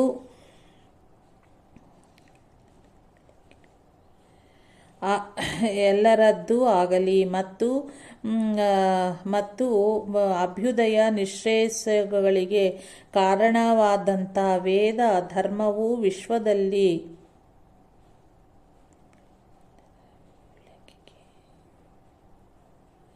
ಎಲ್ಲರ ವಿಳಗಿಗೆ ಕಾರಣವಾದ ಜೀವನ ಎಲ್ಲರದ್ದೂ ಆಗಲಿ ಮತ್ತು ಅಭ್ಯುದಯ ನಿಶ್ರೇಯಸ್ಸುಗಳಿಗೆ ಕಾರಣವಾದಂಥ ವೇದ ಧರ್ಮವು ವಿಶ್ವದಲ್ಲಿ ಹರಡಲಿ. ಎಲ್ಲ ವಿಶ್ವವು ಯಾವುದಕ್ಕಾಗಿ ಹುಟ್ಟಿರುವುದೋ ಅಂಥ ಪರಮಾತ್ಮನ ಸ್ವರೂಪದ ಅನುಭವದಿಂದ ತೃಪ್ತಿಗೊಂಡು ನಲಿದಾಡಲಿ, ನೆಲೆಗೊಂಡರಲಿ ಎನ್ನುವಂಥ ನನ್ನ ಇಚ್ಛೆ ಶೀಘ್ರದಲ್ಲಿ ಪೂರ್ಣವಾಗಲಿ ಎಂಬುದಕ್ಕೆ ಪರಮಾತ್ಮನ ಪ್ರಾರ್ಥನೆಯನ್ನು ಮಾಡಿ ಇದ್ದಕ್ಕಾಗಿ ಇರುವಂಥ ಎಲ್ಲ ಪಾತ್ರತೆಯನ್ನು ನಮ್ಮಗಳಿಗೆ ಕರುಣಿಸು ಎನ್ನುವುದಾಗಿ ಪರಮಾತ್ಮನ ಚರಣ ಕಮಲಗಳಲ್ಲಿ ಇನ್ನೊಮ್ಮೆ ಪ್ರಾರ್ಥಿಸ್ತೇನೆ. ಬಾಕಿ ಏನನ್ನು ಹೇಳುವುದು? ಪರಮಾತ್ಮನ ಪ್ರಾಪ್ತಿಗಾಗಿ ಬೇಕಾದ ಎಲ್ಲ ದಿವ್ಯ ಜೀವನ ನಿಮ್ಮದಲ್ಲಿ ಅರಿದು ಆಗಲಿ ಎನ್ನುವುದನ್ನು ಇನ್ನೊಮ್ಮೆ ಸಾರಿ ವಿಶ್ರಮಿಸೇನು. ಹೀಗೆ ಪ್ರವಚನವನ್ನು ಮಾಡಿ ಶ್ರೀಗಳವರು ಎಲ್ಲರಿಗೂ ಮಂತ್ರಾಕ್ಷತೆಯನ್ನು ನೀಡಿದರು. ಮಾರನೇ ದಿನ ಏಕಾದಶಿ ಆಗಿತ್ತು. ಬೆಳಗಿನ ಸ್ನಾನಾಗ್ನಿಗಳನ್ನು ತೀರಿಸಿ ಶ್ರೀಗಳವರು ಆಶ್ರಮದ ಎಲ್ಲ ಭಾಗಗಳನ್ನು ಸಂಚರಿಸಿ ಮೇಲಿನ ಕುಟಿಯಲ್ಲಿ ಒಂದು ಗುಹೆಯ ನಿರ್ಮಾಣಕ್ಕೆ ಅಪ್ಪಣೆ ಇತ್ತು.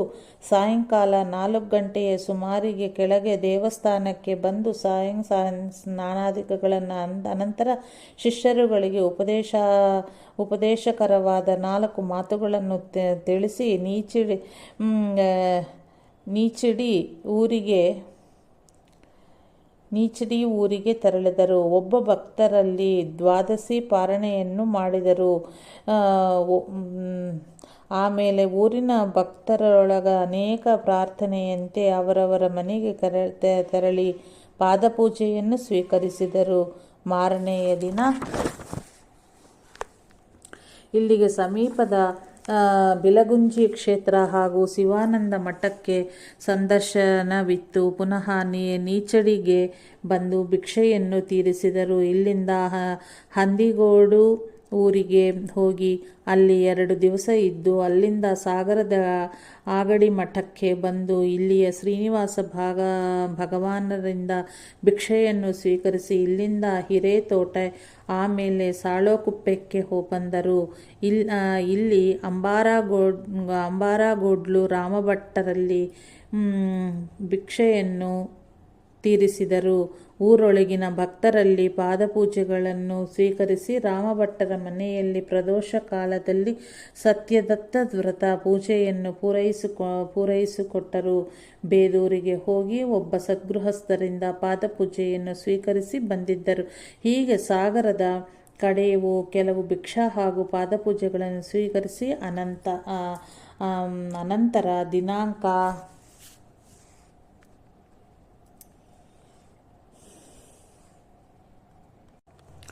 ಜೂನ್ 13, 1960ಕ್ಕೆ ಭಟ್ಕಳದ ಕಡೆಗೆ ತೆರಳಿ ಅಲ್ಲಿಯ ಮಾರುಕೇರಿ, ವೆಂಕಟಗಿರಿ, ಹೆಬ್ಬಾರಗಳಲ್ಲಿ ಭಿಕ್ಷೆ ಸ್ವೀಕರಿಸಿದರು. ಅಲ್ಲದೆ ಅಲ್ಲಿಯ ದೇವಸ್ಥಾನಗಳನ್ನು ಸಂದರ್ಶಿಸಿದರು. ಅಲ್ಲಿಂದ ಹಾಕೋಡು ಸುಬ್ರಾಯ ಹೆಬ್ಬಾರಗಳಲ್ಲಿ ಅಲ್ಲಿಗೆ ತೆರಳುವಾಗ ಮಧ್ಯದಾರಿಯಲ್ಲಿ ಸಂಗೀತಪುರವನ್ನು ಹುಕ್ಕು ಅಲ್ಲಿಯ ದೇವಗಣಗಳಿಗೆ ಶಾಂತಿಯನ್ನು ಮಾಡಿದರು. ಹೆಬ್ಬಾರರಲ್ಲಿ ಭಿಕ್ಷಾದಿಗಳನ್ನು ತೀರಿಸಿ ಮಣಿಪುರದ ಪದ್ಮಾವತಿ ಗುಡಿಗೆ ತೆರಳಿ ಅಲ್ಲಿಯ ಗಣಗಳಿಗೆ ಶಾಂತಿ ನೀಡಿ ಬಂದರು. ಹೆಬ್ಬಾರರ ಮನೆಯಲ್ಲಿ ಸ್ನಾನಾದಿಗಳನ್ನು ತೀರಿಸಿ ಅಲ್ಲಿಂದ ಶ್ರೀಗಳವರು ತರ್ಗಸೆಂಬ ಊರಿಗೆ ತೆರಳಿ ಅಲ್ಲಿಯ ಈಶ್ವರ ದೇವಸ್ಥಾನದಲ್ಲಿ ಭಿಕ್ಷೆ ಪೂರೈಸಿದರು. ಎಲ್ಲರಿಗೂ ಮಂತ್ರಾಕ್ಷತೆಯ ಆಶೀರ್ವಾದವನ್ನು ಇತ್ತು. ಸಾಗರದ ಮಾರ್ಗ ನೀಚಡಿಗೆ ಬಂದರು. ಲಕ್ಷ್ಮೀನಾರಾಯಣಪ್ಪರವರಲ್ಲಿ ಭಿಕ್ಷವನ್ನು ತೀರಿಸಿ ಶ್ರೀಗಳವರು ದಿನ 17ನೇ ತಾರೀಕಿಗೆ ಶಿವಮೊಗ್ಗ ಶ್ರೀ ಕನ್ಯಕಾ ಪರಮೇಶ್ವರಿ ಮಂದಿರದಲ್ಲಿ ನಡೆಯುವ ಚಂಡಿ ಹವನಕ್ಕೆ ತೆರಳಿದರು. ಇಲ್ಲಿಯ ಕಾರ್ಯಕ್ರಮಗಳನ್ನು ಪೂರೈಸಿ ದಿನಾಂಕ 1960 ಜೂನ್ 18ಕ್ಕೆ ಅಗಡಿ ಆನಂದನವರ ಶ್ರೀ ಶೇಷಾಚಲ ಸದ್ಗುರು ಆಶ್ರಮಕ್ಕೆ ತೆರಳಿ ಅಲ್ಲಿ ಪಾದಪೂಜೆ ಭಿಕ್ಷೆಗಳನ್ನು ಸ್ವೀಕರಿಸಿದರು. ಅಲ್ಲಿಂದ ಕಲ್ಲಾಪುರದ ದೇಶಾಯಿಯವರಲ್ಲಿಗೆ ತೆರಳಿ ಭಿಕ್ಷವನ್ನು ಸ್ವೀಕರಿಸಿ ಸಿರಿಸಿಗೆ ಪ್ರಯಾಣ ಬೆಳೆಸಿದರು. ದಾರಿಯಲ್ಲಿ ಸಾಯಂಕಾಲ ವಾಹನಗಳಲ್ಲಿ ಇಳಿದು ತಾರಕೇಶ್ವರ ದೇವಾಲಯದಲ್ಲಿ ಶ್ರೀಗಳವರ ದರ್ಶನಕ್ಕಾಗಿ ನೆರೆದಿದ್ದ 6-8 ಸಹಸ್ರ ಜನರಿಗೆ ಭರತಭೂಮಿ ಮತ್ತು ಭಾರತೀಯ ಸಂಸ್ಕೃತಿಯ ವಿಷಯವಾಗಿ ಪ್ರಬೋಧಕ ಪ್ರವಚನವಿತ್ತು ಆಶೀರ್ವದಿಸಿದರು. ಅದರ ಸಾರಾಂಶವನ್ನು ಇಲ್ಲಿ ಕೊಡಲಾಗಿದೆ. ಭಾರತ ವರ್ಷವು ಪುಣ್ಯಭೂಮಿ ಆಗಿದೆ. ಭಾರತದಲ್ಲಿ ಜನಿಸಿದ ನಾವು ಪುಣ್ಯಭಾಜನರು. ಭಾರತವು ಪುಣ್ಯಪುರುಷರ ನೆಲೆಯಾಗಿದೆ. ಜೀವನದ ಸಾರವನ್ನರಿತು ಅದನ್ನು ಜಗಕ್ಕೆಲ್ಲ ಬೀರುವುದು ಭಾರತದ ಭಾಗ್ಯವೆನಿಸಿದೆ. ಭಾರತದ ಹಳ್ಳಿಗಳಲ್ಲಿ ದೇವಾಲಯಗಳಿವೆ. ಅರಣ್ಯಗಳಲ್ಲಿ ಕೂಡ ಭಾರತೀಯರು ದೇವಾಲಯಗಳನ್ನು ಕಟ್ಟಿಕೊಂಡಿದ್ದಾರೆ. ದೇವತೆಗಳ ಬೀಡು ಈ ಭಾರತ ಭೂಮಿ. ಸಾಕ್ಷಾತ್ ಶ್ರೀಮನ್ನಾರಾಯಣನೇ ಈ ಭೂಮಿಯಲ್ಲಿ ನೆಲೆಸಿದ್ದಾನೆ. ನಮ್ಮ ನಾಡಿಗೆ ದಾರ್ಶನಿಕ ಕೊರತೆ ಇಲ್ಲ. ಮಹಾನುಭಾವಿಗಳ ಮಹಾಪುರುಷರ ಸಾಧು ಸಂತರ ಪರಂಪರೆ ಈ ನಾಡಿಗೆ ಇದ್ದೇ ಇದೆ. ಹೀಗಿದ್ದರೂ ಈ ಪುಣ್ಯಭೂಮಿಯಲ್ಲಿ ಜನಿಸಿದವರ ನಾವಿಂದು ಅವನತಿ ಅಧೋಗತಿಗಳಿಂದ ತುಳಲಾಡುತ್ತಿರುವುದಕ್ಕೆ ಎಂಬುದನ್ನು ನಾವೆಲ್ಲರೂ ಯೋಚಿಸಬೇಕು. ಇಂದಿನ ನಮ್ಮ ಅವನತಿಯ ಕಾರಣವನ್ನು ಕಂಡುಹಿಡಿಯಲು ಬಹಳ ಪ್ರಯಾಸ ಪಡಬೇಕಾಗಿಲ್ಲ. ಅದು ಹೊರಗಿಗಿಂತ ನಮ್ಮೊಳಗೆಯೇ ಇರುವುದು. ಅದು ಯಾವುದೆಂದರೆ ನಾವು ನಮ್ಮ ಧರ್ಮವನ್ನು ತ್ಯಜಿಸುತ್ತಾ ಪರಕೀಯ ಸಂಸ್ಕೃತಿಯ ಮೋಹಗೊಳ್ಳಲಾಗುತ್ತಿರುವುದು. ಸ್ವಧರ್ಮೇ ನಿಧನಂ ಶ್ರೇಯ ಪರಧರ್ಮೋ ಭಯಾಪಹ ಎಂದಿರುವ ಭಗವದ್ಗೀತಾ ಸೂಕ್ತಿಯನ್ನು ನಾವು ಮರೆತಂದಿದೆ. ಸ್ವೀಯವಾದವನ್ನು ತ್ಯಜಿಸಿ ಪರಕೀಯವಾದುದರ ಅಂಧಾನುಕರಣವೇ ಇಂದಿನ ನಮ್ಮ ತ್ರಿಶಂಕು ಸ್ವರ್ಗಕ್ಕೆ ಮೂಲವಾಗಿದೆ. ಇಂದಿನ ನಮ್ಮ ಅವನತಿಗೆ ನಮ್ಮ ಜಾಡ್ಯವೇ ಮೂಲ. ಉತ್ತಿಷ್ಠತ ಜಾಗ್ರತ ಪ್ರಾಪ್ಯ ವರಾನ್ನಿಭೂತ ಬೋಧಕ ಎಂಬ ಶ್ರುತಿ ವಾಕ್ಯ ಇದೆ ಅಲ್ಲವೇ? ವೇದೋಪನಿಷತ್ತುಗಳ ಸಾರಭೂತವಾಗಿದ್ದು ಪ್ರಮಾಣಲಾಗಿದೆ.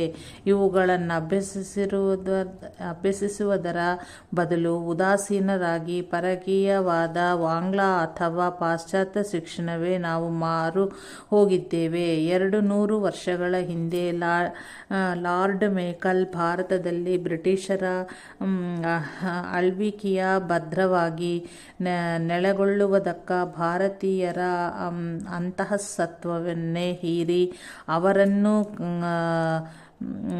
ಕಾರಕೂನಿ ಗುಲಾಮರನ್ನಾಗಿರಿಸುವ ಆಂಗ್ಲ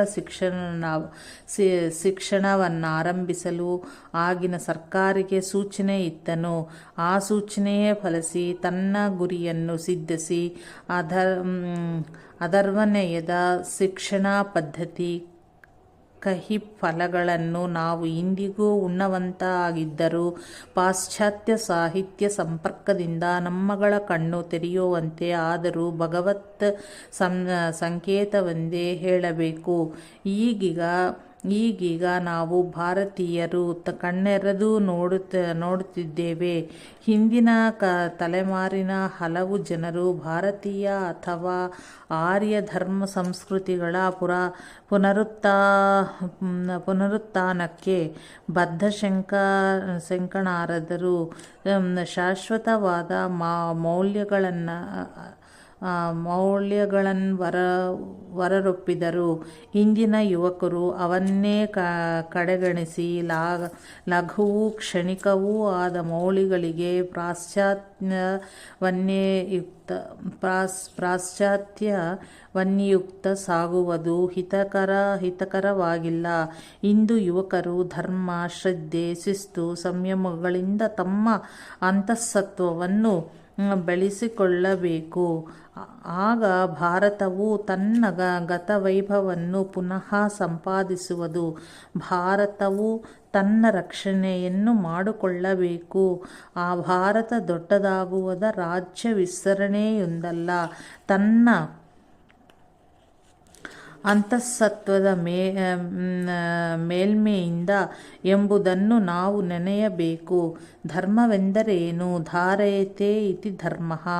ಯಾವುದನ್ನು ನಾವು ಧರಿಸಿಕೊಂಡು ಅಥವಾ ಆಧರಿಸಿ ಇದ್ದೇವೋ ಅದುವೇ ಧರ್ಮ. ಧರ್ಮವನ್ನೇ ತ್ಯಜಿಸಿದರೆ ಮುಂದೆ ನಮ್ಮ ಜನಕ್ಕೆ ಏನು ಗತಿ? ಆದುದರಿಂದ ಸ್ವಧರ್ಮದಲ್ಲಿ ನಿರತರಾಗಿ ನಮ್ಮ ಅಂತಃಸತ್ವವನ್ನು ಬೆಳೆಸಿರಿ, ಕಾಯ್ದುಕೊಳ್ಳಿರಿ. ಆಗ ಮಾತ್ರ ನೀವು ನಿಮ್ಮನ್ನು, ನಿಮ್ಮ ದೇಶವನ್ನು, ಜನರನ್ನು ರಕ್ಷಿಸಬಲ್ಲಿರಿ ಎಂಬುದೇ ನಾನು ಹೇಳಬೇಕಾದುದೆಲ್ಲದರ ತಾತ್ಪರ್ಯವಾಗಿದೆ. ಭಾರತೀಯ ಯುವಕರೇ, ನರನ್ನು ನಾರಾಯಣನನ್ನು ಆಗಿಸುವ ಭೂಮಿ ಇದಾಗಿದೆ ನಮ್ಮ ಈ ಭಾರತ. ಆದುದರಿಂದ ಇಲ್ಲಿ ಜನಿಸಿದ ಭಾರತೀಯ ಯುವಕರೇ,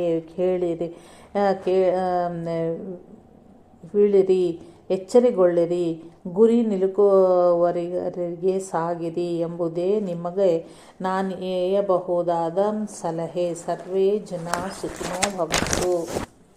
ಶ್ರೀಗಳವರು ಪ್ರವಚನವಾದ ಮೇಲೆ ಎಲ್ಲರಿಗೂ ಮಂತ್ರಾಕ್ಷತೆ ಆಶೀರ್ವಾದವನ್ನಿತ್ತು ಶಿರಸಿಯ ಮಾರ್ಗವಾಗಿ ಅಲ್ಲಿಗೆ ಸಮೀಪದ ಹಲಿಗೆ ಎಂಬಲ್ಲಿಗೆ ತೆರಳಿದರು. ಅಲ್ಲಿಯ ರಾಮಕೃಷ್ಣ ಹೆಗಡೆಯವರ ಮನೆಯಲ್ಲಿ 2 ದಿನಗಳ ವಾಸ್ತವ್ಯ ಆಯಿತು.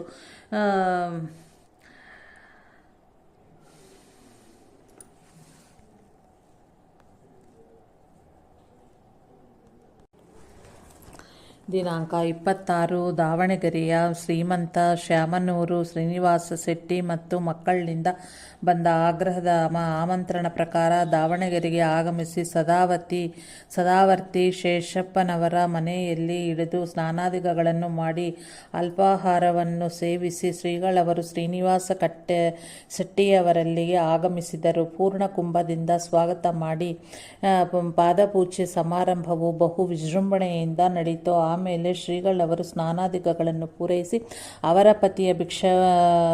ವತಿಯ ಭಿಕ್ಷವನ್ನು ಸ್ವೀಕರಿಸಿದರು. ಶ್ರೀಗಳವರು ಸ್ವಲ್ಪ ವಿಶ್ರಾಂತಿ ಪಡೆದ ಮೇಲೆ ಮಧ್ಯಾಹ್ನ 2-3 ಗಂಟೆಯ ಸುಮಾರಿಗೆ ಊರು ಪ್ರಮುಖರು ಸೇರಿ ಮೆರವಣಿಗೆಯೊಂದಿಗೆ ಶ್ರೀಗಳವರನ್ನು ಶ್ರೀ ಕನ್ನಿಕಾ ಪರಮೇಶ್ವರಿ ದೇವಸ್ಥಾನಕ್ಕೆ ಕರೆದೊಯ್ದರು. ದೇವಿಯ ದರ್ಶನವನ್ನು ಪಡೆದು ಶ್ರೀಗಳವರ ದರ್ಶನಕ್ಕಾಗಿ ಅಲ್ಲಿ ನೆರೆದಿದ್ದ ಸಹಸ್ರಾರು ಜನರಿಗೆ ಶ್ರೀಗಳವರು ದರ್ಶನ, ಮಂತ್ರಾಕ್ಷತೆಯ ಆಶೀರ್ವಾದವನ್ನು ದಯಪಾಲಿಸಿದರು. ಅನೇಕ ಭಕ್ತರು ಶ್ರೀಗಳವರ ಪಾದಪೂಜೆಯನ್ನು ಅಲ್ಲಿಯೇ ಮಾಡಿದರು. ಕೆಲವರು ಶ್ರೀಗಳವರನ್ನು ತಮ್ಮ ಮನೆಗೆ ಕರೆದೊಯ್ದು ಪಾದಪೂಜೆಯನ್ನು ಮಾಡಿದರು. ಆಮೇಲೆ ಶ್ರೀಗಳವರು ಶ್ರೀ ಶಂಕರ ಮಠ, ಆಧ್ಯಾತ್ಮ ಮಂದಿರ ಮೊದಲಾದ ಸ್ಥಳಗಳನ್ನು ಸಂದರ್ಶಿಸಿದರು. ಆಮೇಲೆ ಶ್ರೀನಿವಾಸ ಶೆಟ್ಟಿಯವರಲ್ಲಿಗೆ ಬಂದು ಸಾಯಂ ಸ್ನಾನೋಪಹಾರವನ್ನು ಮುಗಿಸಿ ಶ್ರೀಗಳವರ ವಿಶ್ರಾಂತಿಗಾಗಿ ಮನೆಯವರು ಹೊಸದಾಗಿ ಏರ್ಪಡಿಸಿದ್ದ ಮಂಚದ ಮೇಲೆ ಸ್ವಲ್ಪ ವಿಶ್ರಮಿಸಿದರು. ತಾವು ವಿಶ್ರಮಿಸಿದಲ್ಲಿ ಇದ್ದ ಹಾಸಿಗೆ ಮುಂತಾದವುಗಳನ್ನು ಹಾಗೆಯೇ ಇಡುವಂತೆಯೂ ಮತ್ತು ಅಲ್ಲಿ ತಮ್ಮ ಫೋಟೋ ಇಟ್ಟು ಪ್ರತಿದಿನ ಪೂಜಿಸುವಂತೆಯೂ ಹೇಳಿದರು. ಅನಂತರ ಎಲ್ಲರನ್ನೂ ಆಶೀರ್ವದಿಸಿ ರಾತ್ರಿಯೇ ಶ್ರೀಗಳವರು ಭದ್ರಾವತಿಗೆ ಪ್ರಯಾಣಕ್ಕೆ ಬೆಳೆಸಿದರು. ಜೂನ್ 30, 1960 ಬೆಳಗಿನ ಜಾವನ ಭದ್ರಾವತಿಯ ಶ್ರೀ ನರಸಿಂಹಮೂರ್ತಿಗಳ ಅವರ ಮನೆಗೆ ಶ್ರೀಗಳವರು ಪರಿವಾರದೊಡನೆ ತಲುಪಿದರು. ಇಲ್ಲಿ ಪ್ರಾತಃ ಸ್ನಾನಾಪಹಾರವನ್ನು ತೀರಿಸಿ ತಮ್ಮಿಂದಲೇ ಪ್ರತಿಷ್ಠವಾದ ಶ್ರೀ ರಾಮೇಶ್ವರ ದೇವಸ್ಥಾನಕ್ಕೆ ಆಗಮಿಸಿ ಅಲ್ಲಿ ನೆರೆದಿದ್ದ ಭಕ್ತಾದಿಗಳ ಸೇವೆಯನ್ನು ಸ್ವೀಕರಿಸಿ ಎಲ್ಲರನ್ನೂ ಆಶೀರ್ವದಿಸಿದರು. ಸೊಸೈಟಿ ಸೂರ್ಯನಾರಾಯಣ ರಾಯರ ಮನೆಯ ಭಿಕ್ಷಕ್ಕಾಗಿ ತೆರಳಿದರು. ಅಲ್ಲಿಂದ ಕಾರ್ಯಕ್ರಮಗಳನ್ನು ಮುಗಿಸಿ ಮಿಲ್ಕ್ ಬಾರ್ ಶಾಮಣ್ಣನವರಲ್ಲಿಗೆ ತೆರಳಿ ಸಾಯಂ ಸ್ನಾನಾದಿಗಳನ್ನು ತೀರಿಸಿ ಸಾಧಾರಣ 7 ರಿಂದ 9 ಗಂಟೆಯವರೆಗೂ ಟಾನ್ಸಿಂಗ್ ಬಾಕ್ಲಿನಲ್ಲಿ ಶ್ರೀಗಳವರ ಪ್ರವಚನ ಆಯಿತು. ಅಲ್ಲಿಂದ ನ್ಯೂ ಕಾಲೋನಿ, ಪೇಪರ್ ಟೌನ್, ಹಳೆ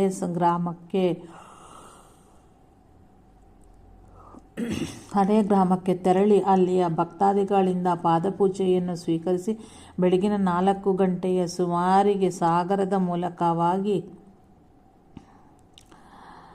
ಇಕ್ಕೇರಿ ಮೇಲಿನ ಮನೆ ನಾರಾಯಣಪ್ಪನವರ ಮನೆಗೆ ತೆರಳಿದರು.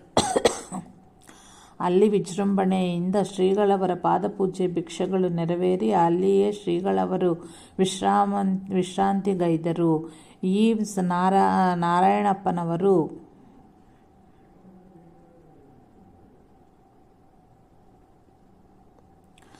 ನಾರಾಯಣಪ್ಪ ಅವರು ಶ್ರೀಗಳವರ ಜೊತೆಗೆ ಇದ್ದು ಸೇವೆ ಮಾಡುತ್ತಾ ಇದ್ದವರು.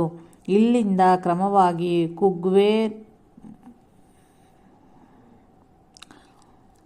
ಪಟೇಲ್ ರಾಮಯ್ಯ, ಕುಗ್ವೆ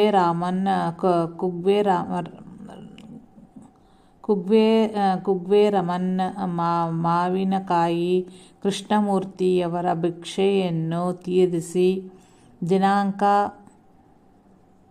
5ಕ್ಕೆ ಮಂಚಾಲೆ ಎಂಟಿ ಸೂರ್ಯನಾರಾಯಣರಾಯನಲ್ಲಿ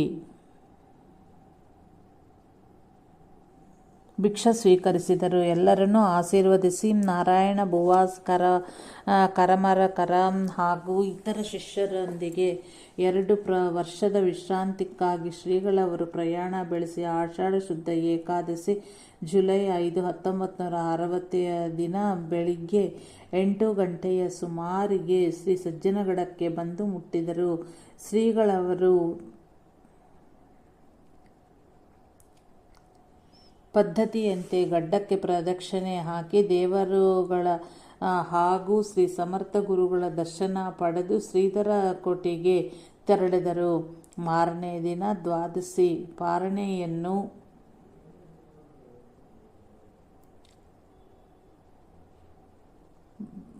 ಬರಿಯ ಹಾಲು ಹಣ್ಣುಗಳಿಂದಲೇ ಪೂರೈಸಿ ಅಂದಿನಿಂದಲೇ ಶಾಲಿವಾಹನ ಶಕ